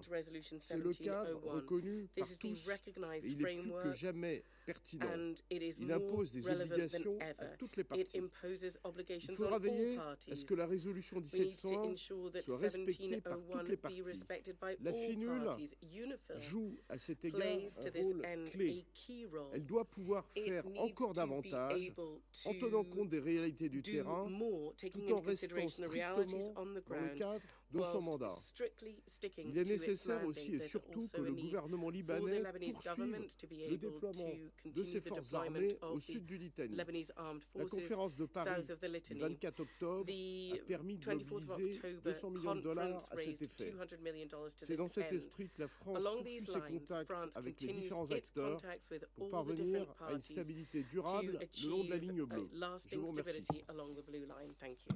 Thank the representative of France for their statement, and I give the floor to the representative of Guyana. Mr. President, thank you for convening this important meeting. I also thank Special Coordinator Wennesland for his sobering briefing. Mr. President, peace and freedom are the natural aspirations of all of our peoples, and a Middle East at peace is possible. However, it requires a commitment to peace by all countries in the region and the international community, and to achieving that peace through dialogue and diplomacy premised on the rule of international law. Bombs and bullets cannot guarantee security for any country, but on the contrary, heighten mistrust and potentially breed extremism. In such a climate, peace cannot be advanced. Further, there can be no piecemeal approach to peace that leaves Palestine behind. The Palestinian question remains central to the Middle East peace process, and there can be no avenue to peace that undermines the inalienable right of Palestine to self-determination. Guyana therefore calls on all countries of the region and the international community to recommit to the Middle East peace process and to a just and lasting settlement of the Palestinian question as the foundation for a lasting peace in the Middle East. Against this background, we must all be profoundly concerned at the situation tragically unfolding in the occupied Palestinian territory and Lebanon. We must further be concerned at the fact that repeated appeals by the international community for recourse to dialogue and peace as the only path to true security for Israelis and Palestinians remain unheeded, while the situation on the ground dangerously escalates. This Council must take cognizance of the fate of the multiple resolutions it has adopted prior and since October 7, 2023, and the current sequel of atrocities which continues. We must also reckon with the disregard of orders issued by the International Court of Justice in January and March of this year, which are binding in international law. Mr. President, the lack of compliance with international law and obligations relative to the ongoing atrocities in the occupied Palestinian territories and Lebanon is an obstacle to peace in the Middle East. This is compounded by continuing attacks by armed groups and dangerous regional escalation. This Council must therefore grapple with the need to bring about compliance and de-escalation in the face of persistent Israeli intransigence and continuing armed attacks. Achieving this is the foundation for securing an immediate end to the conflicts in Gaza and Lebanon, the immediate release of the hostages, and for laying the groundwork for lasting peace in the region. The ongoing wars in Gaza and Lebanon have severely aggravated insecurity in the region, and any viable peace process must begin with a permanent and unconditional end to the hostilities. Guyana therefore reiterates its call for an immediate, permanent, and unconditional ceasefire in Gaza and Lebanon. Mr. President, to ensure that a ceasefire is sustained, there must be a suite of measures to ensure that atrocities are brought to an end and that peace is advanced in the region.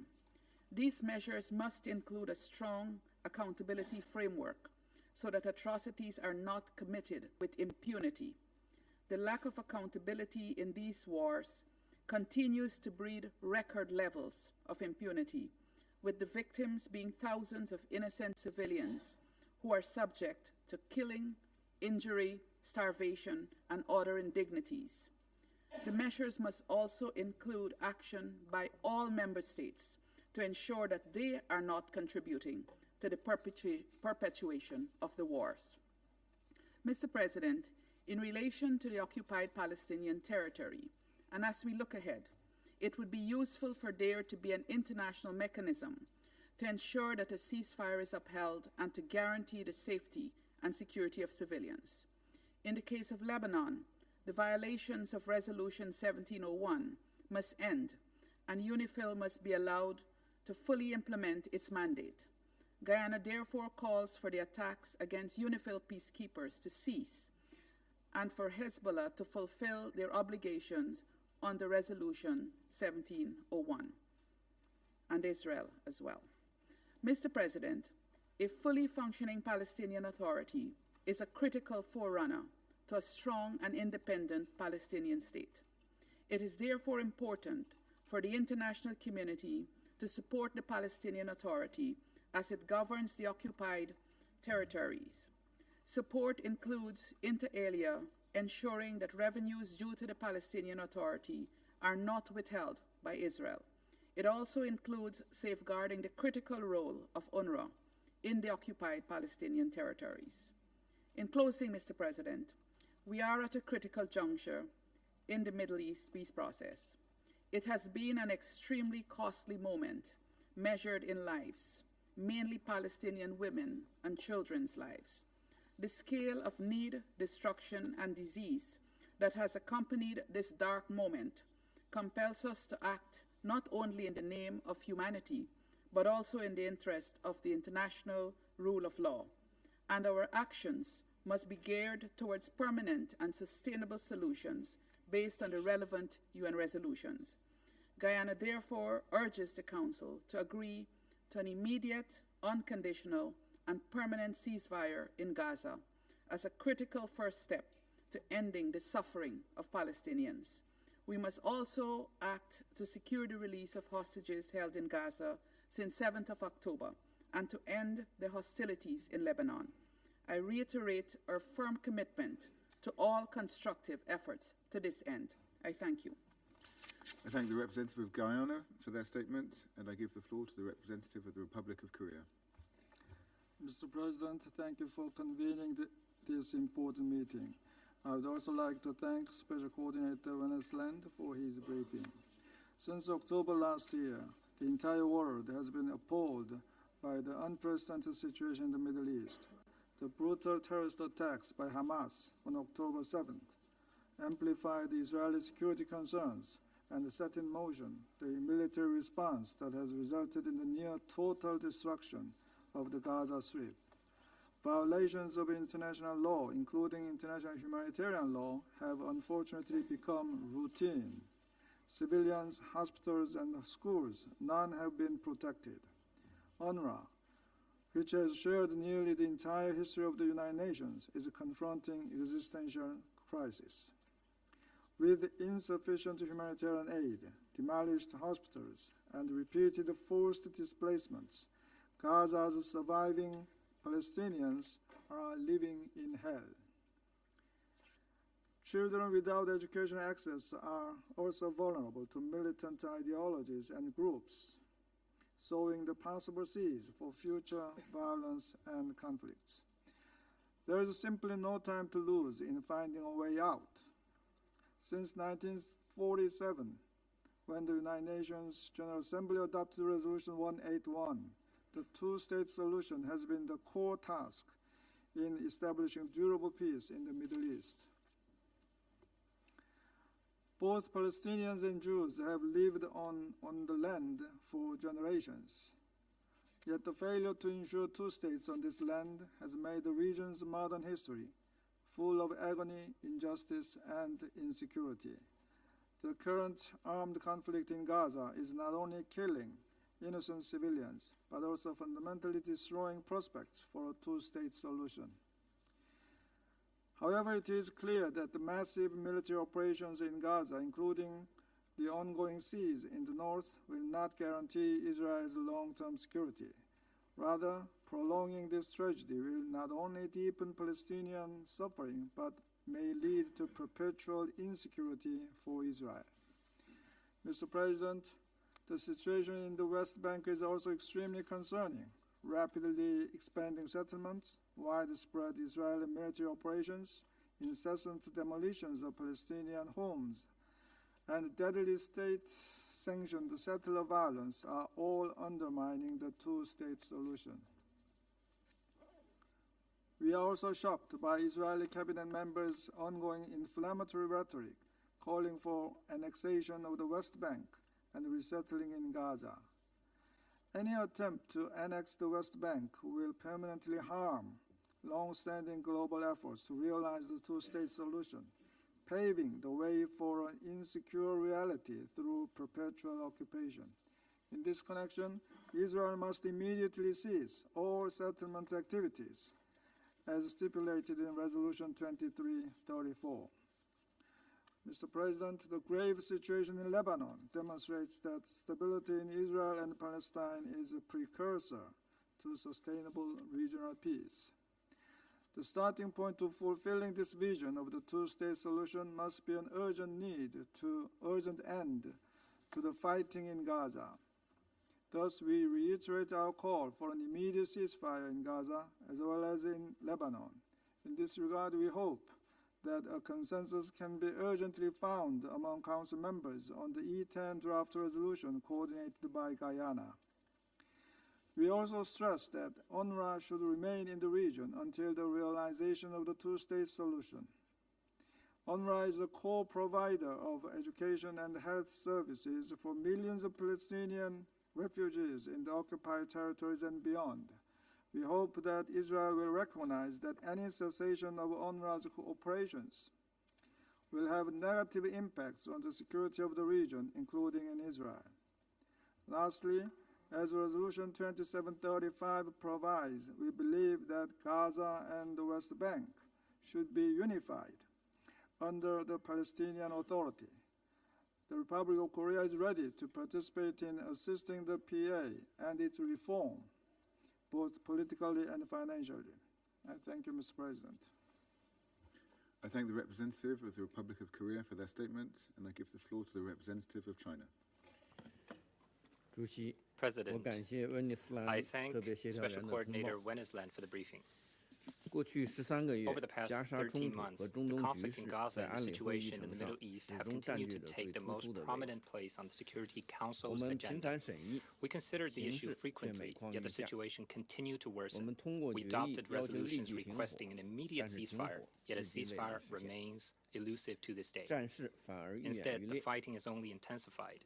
We unanimously requested protection of civilians, yet we saw that international humanitarian law seemed to exist in name only, with tens of thousands of Palestinian civilians deprived of their lives in collective punishment. Time and again, we requested expanding humanitarian assistance, yet Israel repeatedly cut off humanitarian supplies and attacked humanitarian assistance personnel. We made countless warnings against the spillover of the conflict, yet we saw reckless adventurism and constantly spreading flames of war.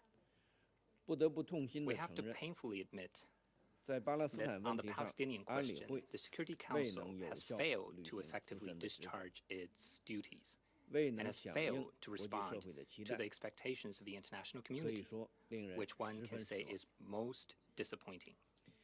However, it needs to be pointed out that the unsatisfactory performance of the Security Council is not caused by differences between some countries and some others, but rather due to the fact that one permanent member has been on the opposite side of the international community. Had it not been for the repeated exercise of the veto by the U.S. or its claim that Security Council resolutions are not binding, the Security Council wouldn't have been so weak and incompetent. Had it not been for the continued provision of weapons by the U.S., the war wouldn't have lasted for so long and wouldn't have caused such massive destruction.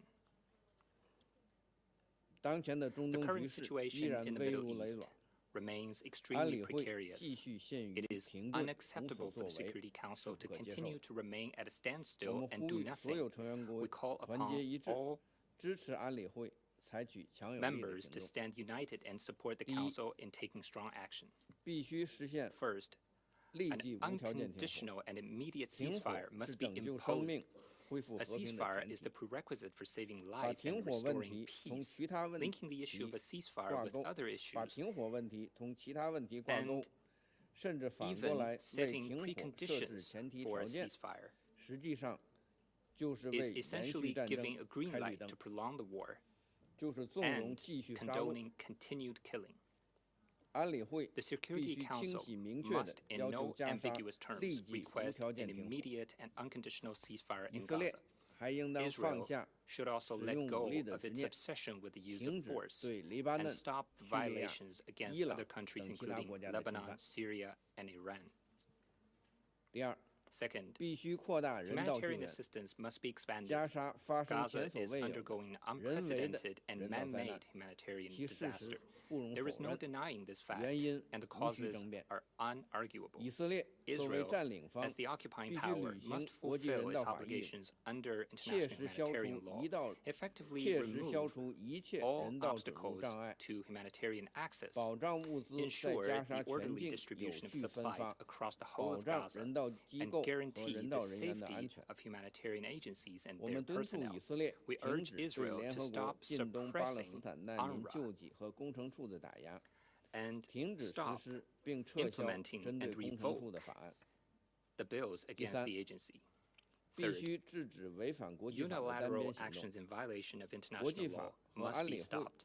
International law and relevant Security Council resolutions provide the fundamental guidance for settling the Palestinian question. We express grave concerns over reports that Israel is seeking to station its military in Gaza for the long term, build a so-called buffer zone, and even rebuild settlements. We reiterate that any acts to change the population or territory of Gaza are unacceptable.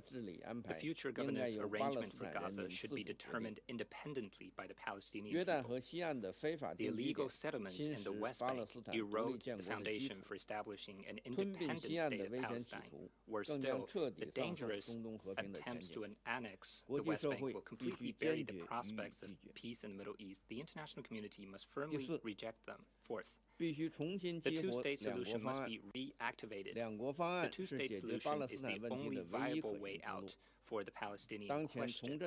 Now more than ever, revitalizing the two-state solution requires the guarantee of the international community. China welcomes efforts by Saudi Arabia, the EU, Norway, and others to revitalize the two-state solution. We support convening a more broad-based, more authoritative, and more effective international peace conference with the aim of formulating the timetable and roadmap for implementing the two-state solution.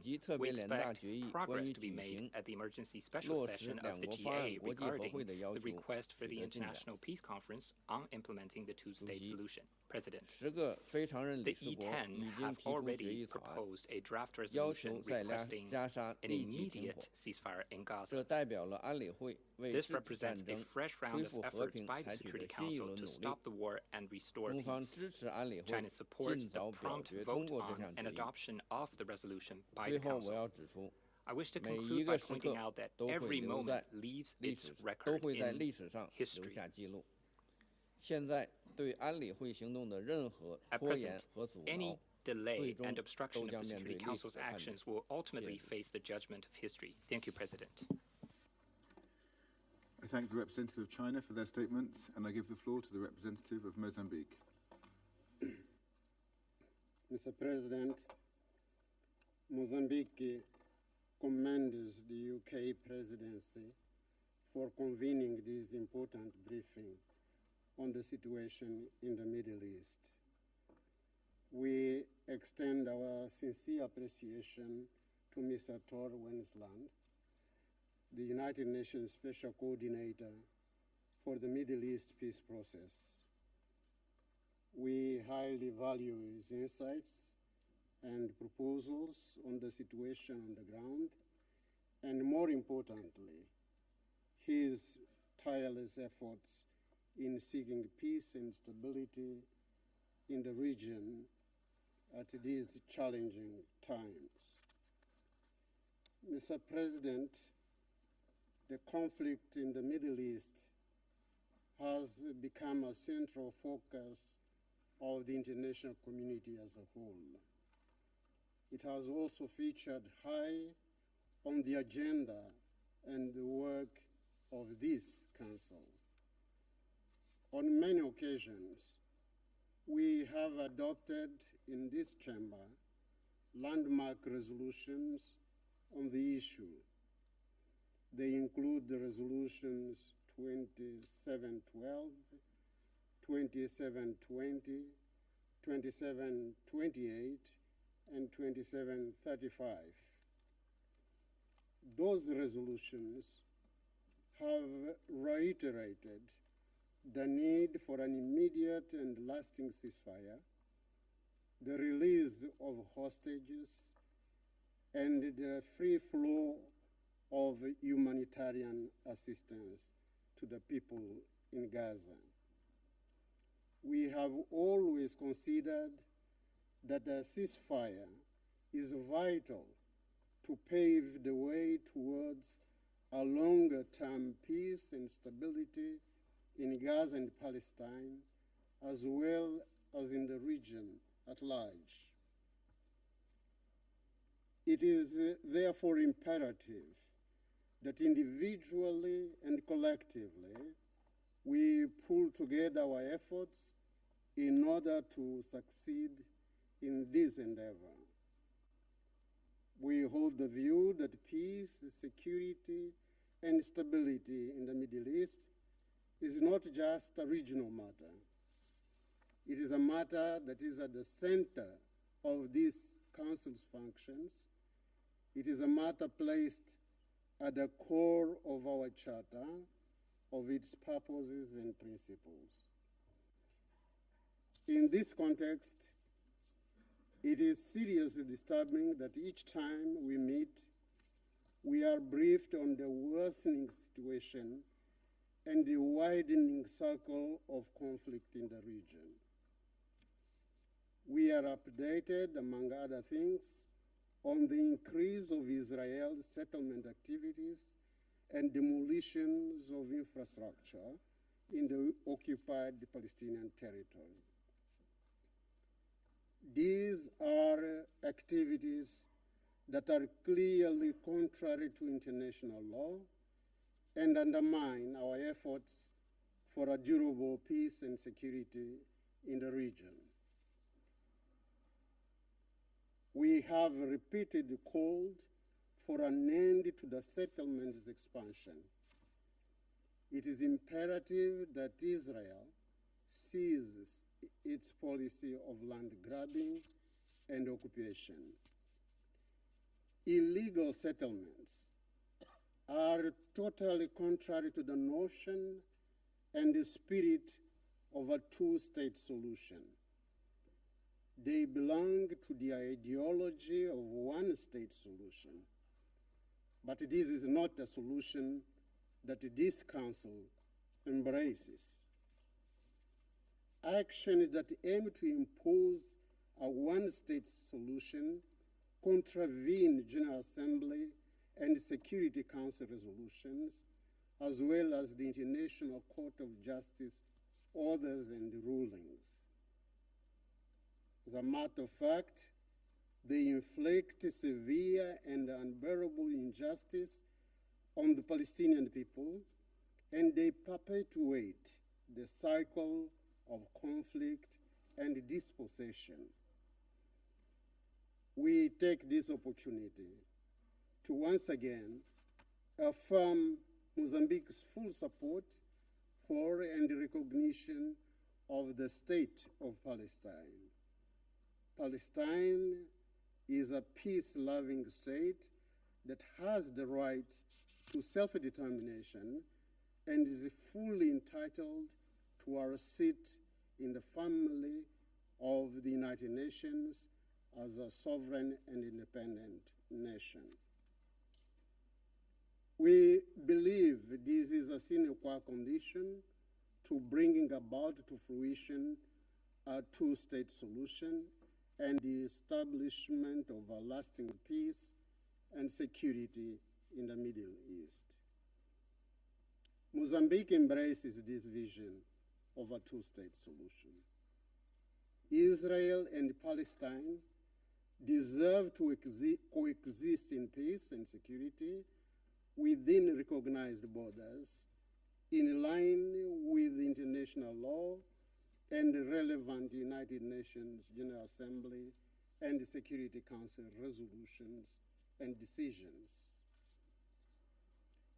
In this context, the reconstruction of Gaza Strip is crucial and urgent. A life in dignity is absolutely incompatible with the scale of destruction and the daily massacre and human suffering the people of Gaza has been going through. Mr. President, lastly, we wish to pay tribute to the work of UNRWA in favor of the Palestinian people. We appeal to the government of Israel to rescind their decision in relation to UNRWA. I thank you, Mr. President. I thank the representative of Mozambique for their statement, and I give the floor to the representative of the Russian Federation. Mr. President, I would like to thank Tor Wennesland for his briefing. The Middle East today is quite possibly going through one of the most tragic periods in its entire history, when the wave of violence engulfing it is affecting more and more countries and people. Since the start of the escalation in Gaza, it's been almost 400 days. This date is heart-rending and symbolic, because all this time, the international community, because of the opposition of one state that deems itself to be the leader of the Western world, because of that, we could not adopt any effective measures to halt the violence. The UK Foreign Secretary is very, very fond of historical forays on colonialism. And I would urge him to have a good think about the basic question that has a direct impact on what's happening today. It would be difficult for him to do this. He is absent at the ministerial meeting convened by his own country. What is the real source of the vortex of instability that the Middle East region is being pulled further and further down into? All the narratives that we over these months have heard in the Security Council from our Anglo-Saxon colleagues abound in black and white, which paint the domestic political situation with one side as the barbarians and the other as innocent victims of terrorism who apparently can be forgiven for any savagery in the interest of self-defense. Western delegations each time try to start the clock of the Middle Eastern conflict on the 7th of October 2023 as if peace reigned in Gaza before that, in the region, rather. This warped picture is clearly reflected in the concept note drafted by the UK presidency for today's meeting. It's astonishing that it makes no mention whatsoever of the punitive operation by Israel in the sector, in the Gaza Strip, rather, and the West Bank that has killed 43,000 Palestinians, and the land invasion by the country into Lebanon. The 7th of October as day zero of the conflict is a very handy version for the Anglo-Saxon world, a version behind which they can hide the ugly truth that the root of this brutal tragedy can be found in the UK's unprincipled policy regarding Mandate Palestine and the crass political engineering regarding the Arabs and the Israelis. And the Jews, rather. Throughout the whole history of the Middle East, the British Empire viewed this region solely as a launchpad for its great game. It rashly meddled in the affairs of regional states. It took a ruler to draw up borders. It sowed discord. It pitted neighbours against each other without the slightest thought for the people, and tried to establish regimes that suited its self-centred interests. The UK and French carved Российской империи по соглашению Сайкса-Пико, Декларация Бальфура и Белая книга Черчилля, яркие образцы колониальной политики, при которой судьбы целых народов решались без их непосредственного участия. Ту же самую линию в духе разделяя власть, Запад продолжал на Ближнем Востоке и после Второй мировой войны. Советский Союз же неизменно помогал становлению суверенных арабских государств, содействовал обретению ими подлинной независимости, выстраиванию будущего, основанного на их национальных интересах. Роль СССР, в отличие от наследия западных колонизаторов, до сих пор с благодарностью воспринимает. Ярлык Британской империи сменился на Содружество наций, но не поменялась ли от этого империалистическая, колониальная суть британской внешней политики? Отреклась ли Британия, как она утверждает на публике, от своего колониального прошлого? Для нас очевидно, что нет. Великобритания продолжает оказывать Израилю массированную военную помощь, голосовала против или воздерживалась по всем проектам резолюции Совета Безопасности, в которых содержались прямые требования к прекращению огня в Газе. Британская делегация отказалась поддержать проект резолюции Совета о предоставлении Палестине полноценного статуса государства-члена. На этом фоне попытки Лондона выставить себя родителем дела мира на Ближнем Востоке в реализации и реализации двухгосударственного решения выглядит как в высшей степени лицемерие. Показательно. It's noteworthy that as part of London's pre-existing double standards, лицемерно сокрушаясь о гуманитарной ситуации на Украине или в Судане, Лондон, как и его заокеанский патрон, до сих пор не произнес ни слова осуждения чудовищных атак Израиля на гражданские объекты в Газе, целенаправленные удары по образовательным и медицинским учреждениям, которые фактически преследуют цель стереть с лица земли систему здравоохранения в анклаве, обрекая замучительную system in the end, condemning many more thousand Palestinians to a gruesome death. Соединенные Штаты и Великобритания с самого начала эскалации в Газе фактически выдали Израилю лицензию на убийство палестинского населения, обеспечив в том числе Организацию Объединенных Наций международное политическое прикрытие любым действиям Западного Иерусалима, причем не только в Газе, но и в отношении Ливана, а также миротворцев в Сону, которые на ежедневной основе сталкиваются с угрозой для жизни, умышленно создаваемой для них израильским военным. В любом другом страновом конфликте подобные шаги сразу были бы квалифицированы как военные преступления. Но когда речь идет о корыстной геополитической игре англосаксов, они моментально забывают о международном праве и нормах морали. Уважаемые коллеги, с учетом этого послужного списка наших англосаксонских коллег в Совете Безопасности, где, что называется, клейма ставить негде, у нас нет иллюзий, что в них пробудется хотя бы проблеск ответственности и гуманизма. Все эти месяцы они бросали весь арсенал политического давления, манипуляций, а иногда и угроз для того, чтобы не допустить принятия Советом Безопасности однозначного требования прекращения огня. На этом фоне особого признания заслуживает мужество и принципиальность Гаяны, а также последовательная позиция других непостоянных членов Совета. Гаяна, которая внесла на рассмотрение Совета сильный проект резолюции с требованием к сторонам о немедленном, безусловном и постоянном прекращении огня. Безусловно, такое решение уже опоздало на 43 тысячи убитых палестинцев.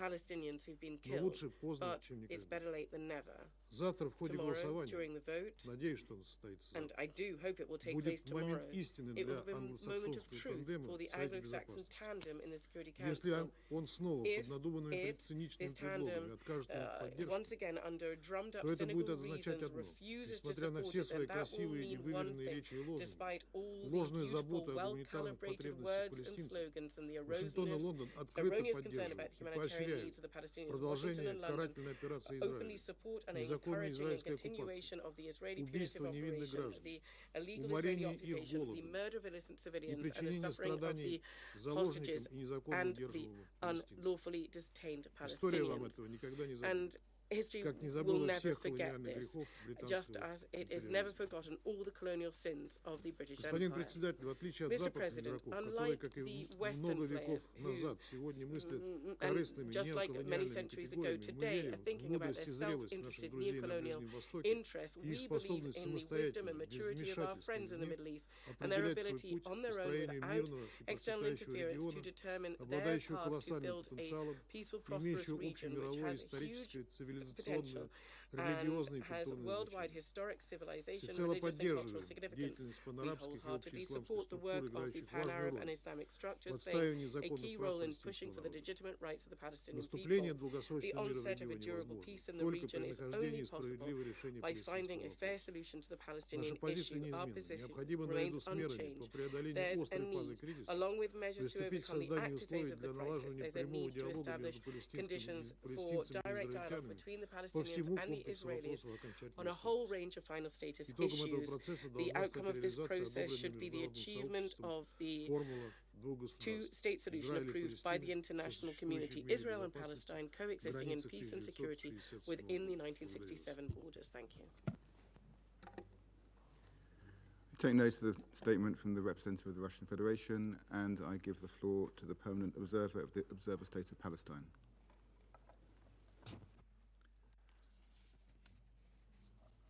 Mr. President, at the outset, I want to thank you for convening this meeting at the ministerial level, and also to thank all the ministers in attendance at this crucial juncture.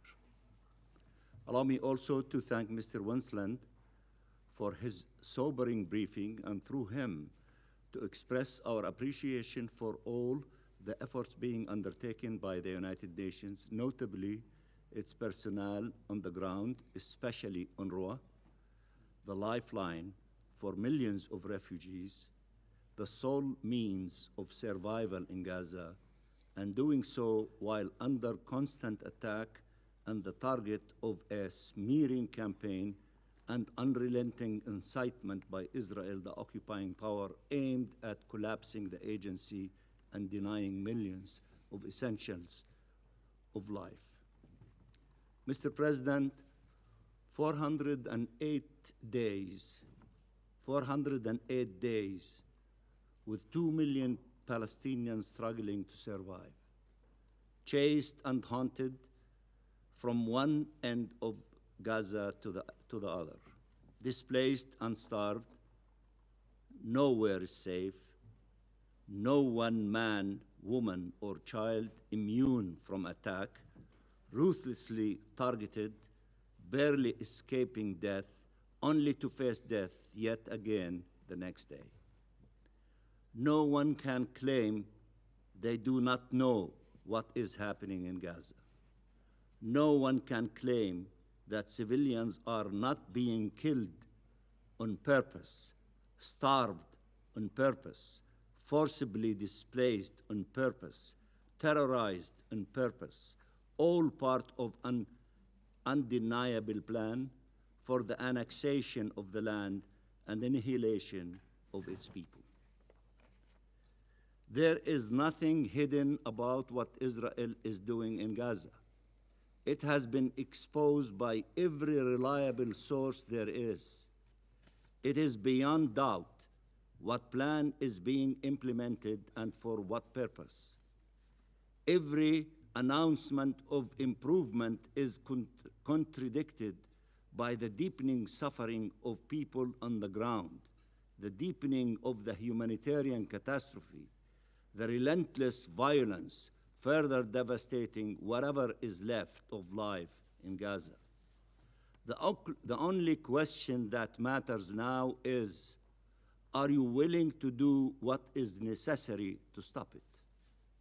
Mr. President, from Palestine to Lebanon, the same illegal and inhumane methods are on full display.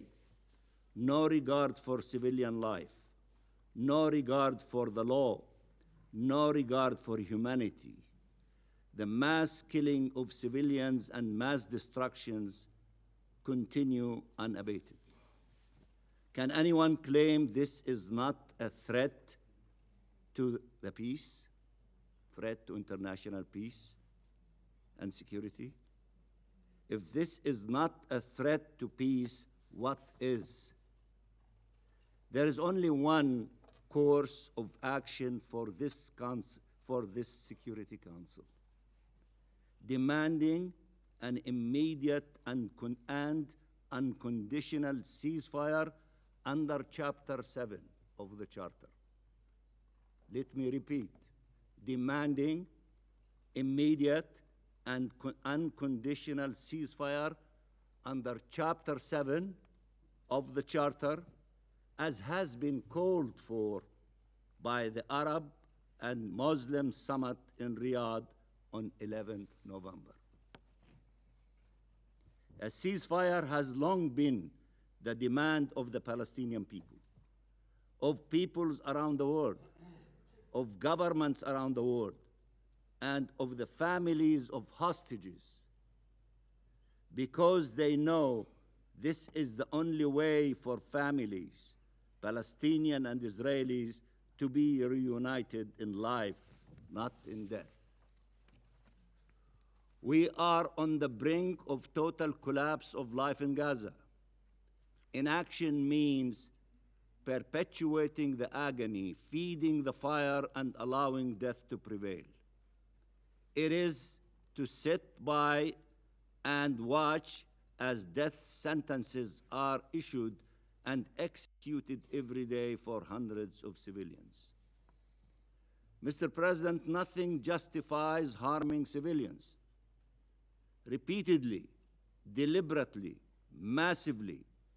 Nothing justifies targeting them, indiscriminate killing them. Nothing justifies wanton destructions of homes and civilian infrastructure. Nothing justifies the use of starvation as method of war.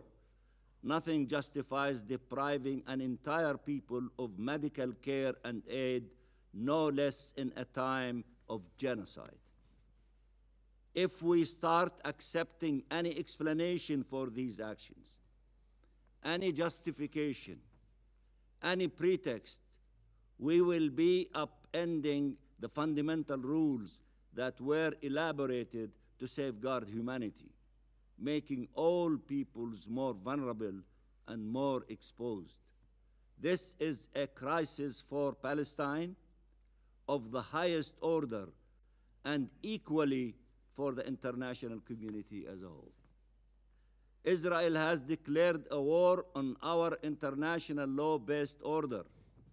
It is attacking the UN, its Secretary General, UNRWA, and UNIFIL.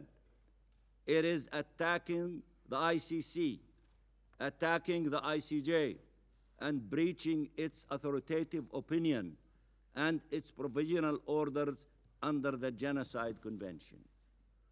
What world is this where war criminals are shielded and judges are threatened, where peacekeepers are attacked and humanitarians killed? What world is this where civilians are targeted, killed, maimed, tormented, and traumatized with no protection, no decisive action whatsoever to stop this inhumanity? Gaza is the crossroad, and what you do there will determine where humanity goes from here. Gaza's fate will haunt the world for generations to come. You must act now, individually, collectively, within these halls and outside of them, to put out the fire before it devours everything on its path. Mr. President, violence is an impasse. What our region needs is not more killing, but rather a just political solution. The solution is not for one people to be disappeared, but rather for mutual acceptance and existence. It is not to kill and be killed, but rather to live and let live. That is the only path towards shared peace and security. The choice is simple: between occupation and freedom, annexation and independence, apartheid and dignity of universal rights, oppression and coexistence, a choice between war and peace. The current Israeli government has made a choice. It is obvious from the statements of its representatives, from the actions of its leaders, occupation forces and settlers. It is the wrong choice for all. And that is why, whatever action you take or fail to take are so important, because what happens next will determine which path we are on for generations to come. We will do our part, but we cannot do it alone, nor can we do it for long if this continues. We are running out of time. The fate of the region cannot be left to be decided by those blinded by hate and fanatic ideology. It has to be determined by the law, by reason, by regard for all human lives, by respect for our rights and our common humanity, and by the quest for shared peace and security. We call on all states to act for protection of civilians, recognition of the State of Palestine and its admission as a full member in the United Nations, implementation of the ICJ advisory opinion, respect for international legal obligations without exception, without fear or favor. We call on them to act decisively to end settlement activities in the West Bank, including East Jerusalem, including by taking actions against the Israeli officials responsible before we see settlements built yet again in Gaza. We call on them to support initiatives for just and lasting peace through actions, not only words. A journalist asked me if it was realistic to expect an end of occupation when it was clear that the objective was permanent annexation. Asked me if it was realistic to speak of two-state solution when there was clearly no readiness on the Israeli government side to ever accept an independent Palestinian state. Asked me if it was realistic to speak of coexistence while a genocide was underway. My answer is that the only alternative to an end of occupation and the two-state solution and coexistence is perpetual war, ever more deadly. What is unrealistic is to think that oppressing an entire nation will lead to peace and security. What is unrealistic is to continue the same policies that have been tried for decades, yet expect a different outcome. What is unrealistic is to think that one side can simply eliminate the other. We warned then and we warn again of where this path leads us to. We have seen it time and time again. We are witnessing it now. We cannot allow for this to continue any longer. A different path is possible if we reject this self-inflicted powerlessness. Being realistic means refusing to surrender to a reality of death and destruction, of occupation and conflict, of hate and war, instead working together to chart a path that ends this genocide, ends this occupation, and ensures that our collective will for freedom justice and peace prevails over that reality. We will work with all of you to chart this irreversible path forward, and the first indispensable step is an immediate and unconditional ceasefire. We appeal to this Council to act now, and I thank you, Mr. President. I thank the Permanent Observer of the Observer State of Palestine for his statement, and now give the floor to the representative of Israel. Thank you, Mr. President. Last week, we had the honor and privilege to accompany Ayelet Samerano here in the UN and stand by her as she spoke about her son, Yonatan. Ayelet has spoken many times of her son, his passion, enthusiasm, his love for the earth and all its creatures, his smile, his laugh, his love of life. As Ayelet said, Yonatan is a life, and the life is Yonatan. That life was stolen by a monster on the UN payroll. As seen on the video, Yonatan was thrown into the back of a truck and taken back to Gaza by an UNRWA employee. The monster who robbed the Samerano family of their son, of his smile, of his embrace, was cashing checks signed and sealed by the United Nations and the UNRWA Commissioner General. To say that Ayelet's pain is agonizing is a monumental understatement. Yet she has received no apology from the UN, no explanation, no any expression of regret. The fact that this is not the topic of today's discussion, that a UN employee brutally kidnapped an Israeli civilian, is beyond me. It is not as if this is a surprise. After all, we have provided hundreds of names and Hamas IDs of UNRWA employees involved in the October 7 massacre. We have exposed many senior UNRWA employees who were Hamas terrorists, and many senior Hamas terrorists who were UNRWA employees. How does this not anger you all?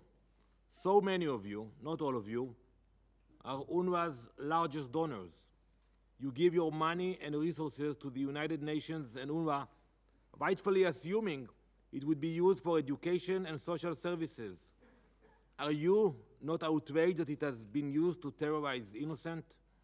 Are you not livid at the desecration of the UN's lofty ideals? Before looking outward, one must look to their own house. Because if you truly want to lay the groundwork for regional peace, there must first be a change in the UN's modus operandi in the region. No more incitement of hatred, no more teaching of violence, and no more money for terrorism. Commissioner Lazzarini himself recently admitted that UNRWA's contributions to current humanitarian efforts could be replaced, and I quote, "without a doubt." Well, take him at his word and help us turn a new page for the betterment of all involved. Yonatan is still in Gaza, along with 100 other hostages.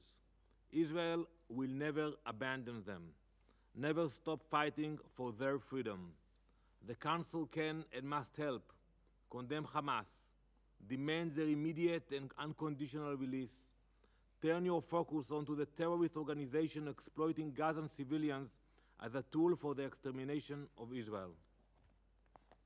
While we fight for the freedom of our hostages and continue to combat terrorists across Gaza, we will not falter in our extensive humanitarian efforts. Only last week, I shared our immense efforts since October. In the past 6 days alone, those efforts continue without relent. For example, last week, over 100 aid trucks entered Gaza through the Kerem Shalom and Kisufim crossings, as well as the Erez crossing in the north.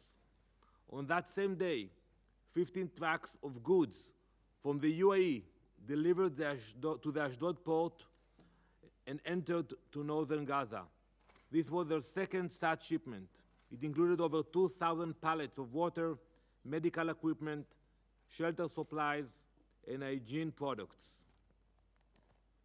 Along with delivering aid, we have ensured the maintenance of essential infrastructure.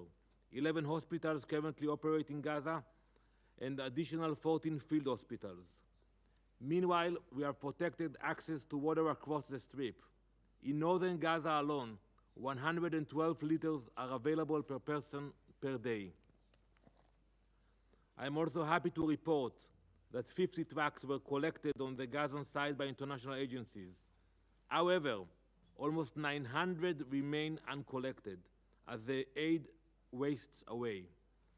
Our discussions require refocusing across all aspects, but our debates on the humanitarian efforts in Gaza are in particular need. While Israel facilitates the entrance of hundreds of aid trucks weekly via many crossings, there has been a failure of agencies to collect that aid. While we flood Gaza with aid, there is a drought of distribution. We will continue to fulfill our duties, but the UN and international organizations must step up in this respect. Not only must the UN step up to its aid distribution obligations, but the focus must also shift to Hamas's constant hijacking of humanitarian aid to feed their machine of terror and misery. Let me give you an example. 48 hours ago, together with other organizations, and UNRWA will verify what I'm telling you now, we coordinated the entry of more than 100 aid trucks which crossed Kerem Shalom crossing into Gaza. 97 of those trucks were violently looted by Hamas, with the drivers held at gunpoint. 97 out of 100 trucks. This is an example of the immensely challenging reality that we are facing. We will continue with our efforts, despite the Council continuing to ignore the true cause of the situation, Hamas and its violent greed. Week after week, some at this table villainize and demonize Israel, but your failure to identify the crimes of Hamas against the Gazan people exposes your true agenda, your true bias, and the blinding hatred that lies behind it. Colleagues, Israel is under attack on 7 fronts, including from our northern border, after Hezbollah made the decision to enter the war on October 8 in solidarity with their Hamas terrorist comrades. They fired over 15,000 rockets, missiles, anti-tank missiles, drones, and other such weapons at our civilian population. As a result, 70,000 of our civilians have been made internal refugees. Israel has been perfectly clear on what it takes to restore calm. First, Hezbollah must withdraw to the north of the Litani River, as outlined in Resolution 1701. Southern Lebanon must be freed of Iranian proxies, per Resolution 1559. No other country at this table would accept 70,000 of their civilians being displaced by a terrorist organization. No other country at this table would take any different steps than Israel. No other country would lie down and agree to that terrorist organization remaining on their border. The international community must join us in our efforts to restore Lebanese sovereignty to southern Lebanon, freeing the Lebanese people of their Iranian masters and enforcing the resolutions of this very council. Mr. President, there is a string connecting all of these crises, a common thread which has spilled blood in every corner of the Middle East. It is the same thread that runs a railway of death through Syria and into Lebanon, supplying and training Hezbollah terrorists to carry out their murderous goals. It is the same thread that armed and bolstered Hamas to commit the October 7 atrocities. The same threads destabilizing Iraq and Syria. The same thread that directs the Houthis in their attacks against international maritime trade. Iranian officials have themselves acknowledged their relationship with the Houthis. Their sponsorship of terror is not an open secret among nations. Iran shouted from the rooftop. In a report delivered to you last month, it was revealed that Iran's funds and weapons have transformed the Houthis into a military force, evidenced by hundreds of indiscriminate attacks against merchant ships, as well as UK and US warships over the last year. Now that global threat is steaming towards obtaining nuclear capabilities, we cannot and will not allow that to happen. Iran dreams of a vision of domination made possible by a nuclear arsenal. Iran's nuclear ambitions pose a threat not only to Israel, but to every member state of the UN. We all know that a nuclear-armed Iran would not hesitate to rain down destruction not yet witnessed. Confronting this global existential threat requires a coalition of the courageous. This Council must set the tone, condemn the Ayatollah's regime, impose crippling sanctions, and work with us to draw a line in the sand so the Middle East might heal from the damage Iran has caused. Mr. President, this is a moment for decisive action. The Council must rise to its purpose and address the true instigator of instability in the Middle East. Iran's blood-stained ambitions will only end when we collectively say enough. Before concluding, I must mention the efforts to pass a resolution in this Council which fails to outline the release of the hostages as a condition of a ceasefire. Such a decision would be a betrayal, not only of Israel, but of the 101 families and their loved ones being tormented by terrorist monsters. This includes Jonathan Samerano and his family, to whom the United Nations owed an unpayable debt. Israel will defend its people. We will never abandon our hostages, never forget them, and never stop fighting for them. That's why we started this war, I remind you. Make no mistake, history will remember who stood with us to uphold peace and justice and who allowed terror to flourish. I thank you, Mr. President. I thank the representative of Israel for their statements. I now give the floor to the representative of Lebanon. السيد الرئيس، يشرفني إدلاء هذا البيان نيابة عن المجموعة العربية. بداية تتقدم المجموعة العربية بالشكر من المملكة المتحدة رئيسة مجلس الأمن لهذا الشهر على عقدها لهذا النقاش المفتوح حول الحالة في الشرق الأوسط، وترحب بترأس وزير الخارجية البريطاني السيد ديفيد لامي لهذه الجلسة، كما تشكر مقدمي الإحاطات على عرضهم القيم، وترحب بمشاركة الوزراء الكرام في الجلسة. السيد الرئيس، يأتي هذا النقاش بعد أسبوع على انعقاد القمة العربية الإسلامية في الرياض في المملكة العربية السعودية برئاسة صاحب السمو الملكي ولي العهد السعودي الأمير محمد بن سلمان بن عبد العزيز آل سعود، وبعد أسبوع أيضا على تنقص الخطر من أن المجاعة أصبحت وشيكة في شمال قطاع غزة. ونجتمع مجددا اليوم في ظل استمرار إسرائيل في حرب الإبادة في غزة، وتأكيد المراجع الأممية من أن الظروف المعيشية في القطاع غير صالحة للحياة. ونلتقي أيضا في حين تواصل إسرائيل عدوانها على لبنان وانتهاكاتها السافرة لأراضيه وسيادته، وكذلك انتهاكاتها المتواصلة على أراضي الجمهورية العربية السورية. السيد الرئيس، تجدد المجموعة العربية دعوتها لمجلسكم الكريم للتصدي للعدوان الإسرائيلي الغاشم على قطاع غزة ولبنان، ولوضع حد للانتهاكات to end the dangerous Israeli violations of the UN Charter, international law, and the international humanitarian law. We warn against any escalation in the region and its international and regional repercussions. We warn against the expansion of the aggression that has gone beyond Gaza and included Lebanon without the United Nations taking decisive action and with the failure of the international legitimacy. We stress the need for the Security Council to shoulder its responsibility today and take binding resolution under Chapter 7 to compel Israel, the occupying power, to agree to a ceasefire in Gaza and ensure the rapid, safe, and unhindered access to enough sufficient humanitarian assistance to all regions in the Strip.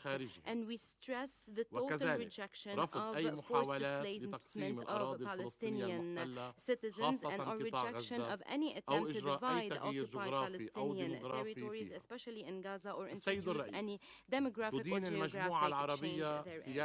Mr. President, the Arab group condemns the collective punishment policy adopted by Israel and its use of blockade and starvation as a weapon against civilians in the Gaza Strip. We stress the need to compel Israel to fully withdraw from the Gaza Strip and open all border crossings between Israel and the Gaza Strip. It's also important to lift restrictions impeding the safe, unhindered, and rapid humanitarian access. We condemn the adoption by the Israeli Knesset of racist, illegitimate laws against UNRWA. We stress that these resolutions and laws are null and void. Once again, we support the UNRWA and we call upon all states to provide effective financial and political support to this agency. We strongly condemn the Israeli horrific crimes in Gaza, which are part of the genocide and ethnic cleansing campaign, especially in northern Gaza in the past few weeks. We call upon the Security Council to establish an independent, credible international commission of inquiry to investigate these crimes and take serious steps to prevent the destruction of evidence in order to ensure that the perpetrators are held accountable and do not enjoy impunity. We also call upon your august council and the international community to take the necessary resolutions, including by imposing sanctions to stop the escalatory Israeli measures which are illegitimate in the occupied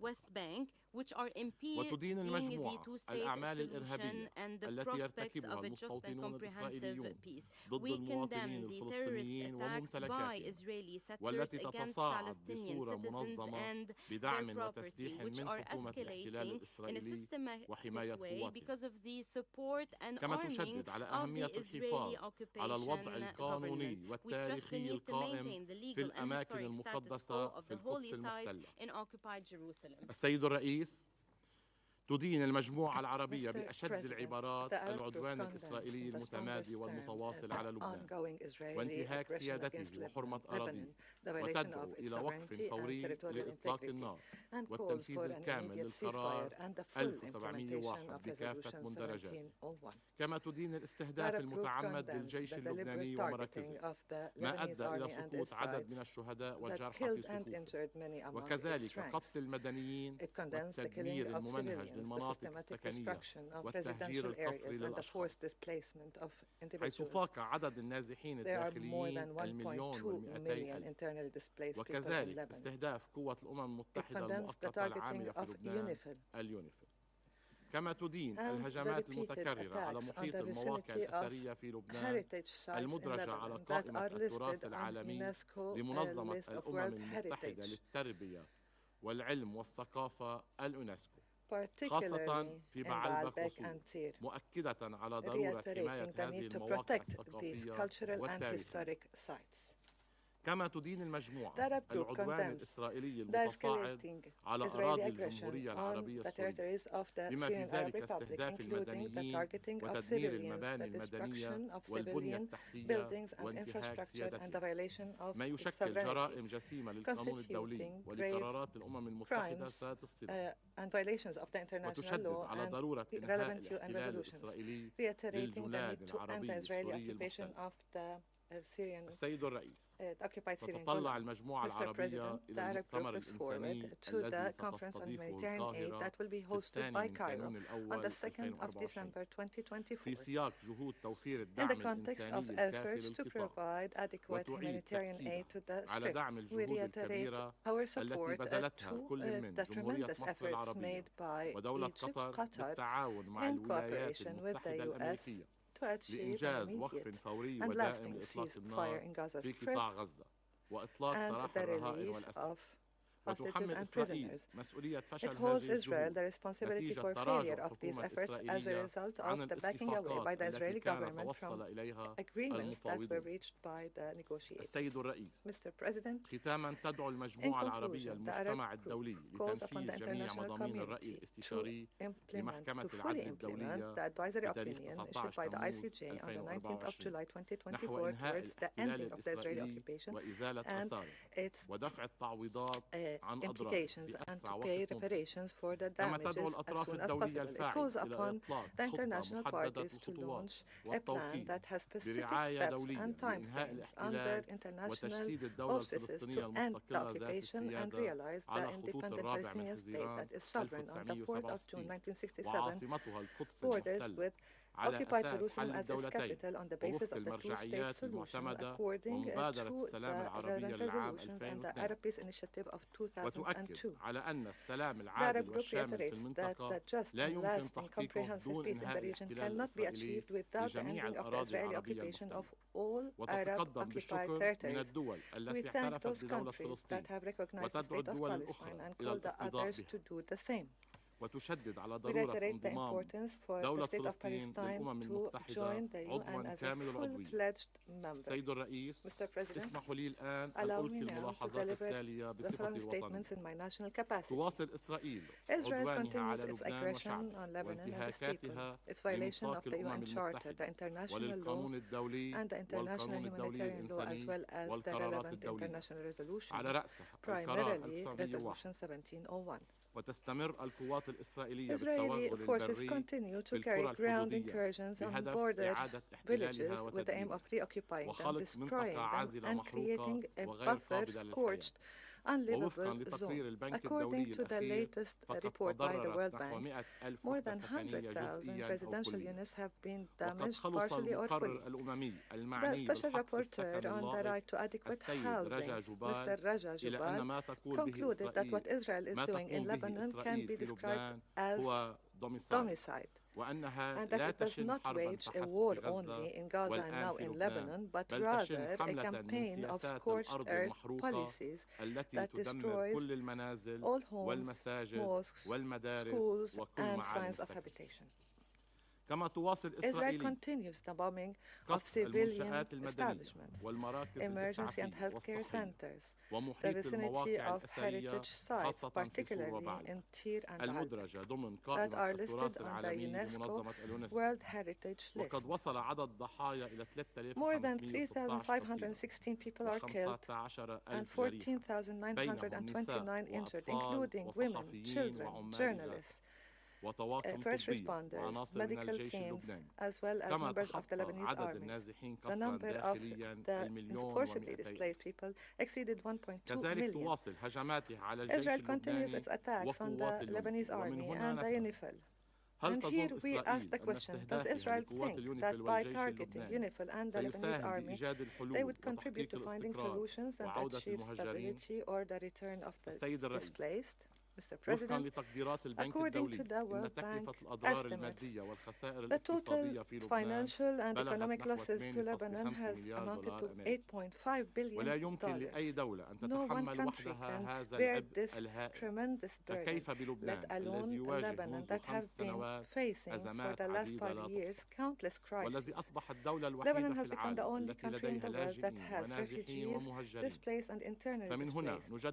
Here, we call again and repeat our call to the brotherly and friendly countries to stand alongside of Lebanon in this plight, and we point to the establishment of a fund that will be replenished by contributions from brotherly and friendly countries that will be under UN supervision, so that the spending for reconstruction can come under credible international audit and oversight. Mr. President, the main thing is to stop the aggression and to cease the fire immediately. Israel's withdrawal from all occupied Lebanese territories and stopping the violations of the Lebanese sovereignty, the ongoing bombing, particularly of civilians and civilian areas, and the full implementation of Resolution 1701. We reiterate the need to hold Israel accountable for its countless crimes. and we reiterate our unwavering commitment to Resolution 1701 and to enhance our defense capacities to preserve our sovereignty and independence in the face of external ambitions and threats. We are committed to deploy the Lebanese army in the south so that it is the only legitimate authority south of the Litani River is the authority of the government of Lebanon, and that there is no weapon present without the approval of the government of Lebanon according to Resolution 1701. We reiterate our support of UNIFIL. We rely on their active and primary role according to their mandate in cooperation and coordination with the Lebanese army to strengthen the extension of the state authority over all Lebanese territories within the internationally recognized borders. Mr. President, in conclusion, we recall what His Excellency Minister of Foreign Affairs and Immigrants Dr. Abdullah Habib said in his statement before the ministers of the Council of Arab and Muslim Ministers of Foreign Affairs last week. He said, have solutions through a ceasefire and a recommitment to the implementation of Resolution 1701 are much better than continuation of the war. However, the shortest solution to lasting peace in south of Lebanon comes through complete solutions, comprehensive solutions. That means that as long as Israel continues its violation by land, by sea, by air of Lebanon's sovereignty, and as long as they avoid والمرسمة بين لبنان وفلسطين عام 23 والمصادق عليها في اتفاقية الهدنة اللبنانية الإسرائيلية الموقعة في جزيرة رودس عام 49 بإشراف ورعاية الأمم المتحدة كلما ساهمت بالتأسيس لحروب مستقبلية نعمل جاهدين لتلافيها. فمن يريد العيش بهدوء وسلام مع محيطه ومنه لبنان الذي اتخذ السلام في قمة بيروت العربية عام 2002 خيارا استراتيجيا وتبنى مبادرة السلام العربية التي تقدمت بها المملكة العربية السعودية عليه أن يوقف الخروقات نهائيا واحتلال الأراضي اللبنانية. انتهى الاقتباس وشكرا السيد الرئيس. Thank you, Mr. President. I thank the representative of Lebanon for their statements. There are still a number of speakers remaining on my list for this meeting. I intend, with the concurrence of members of the Council, to suspend the meeting until 4:30 tomorrow afternoon. I'm grateful in particular to the interpreters for enabling us to go significantly beyond our time today. The meeting is suspended.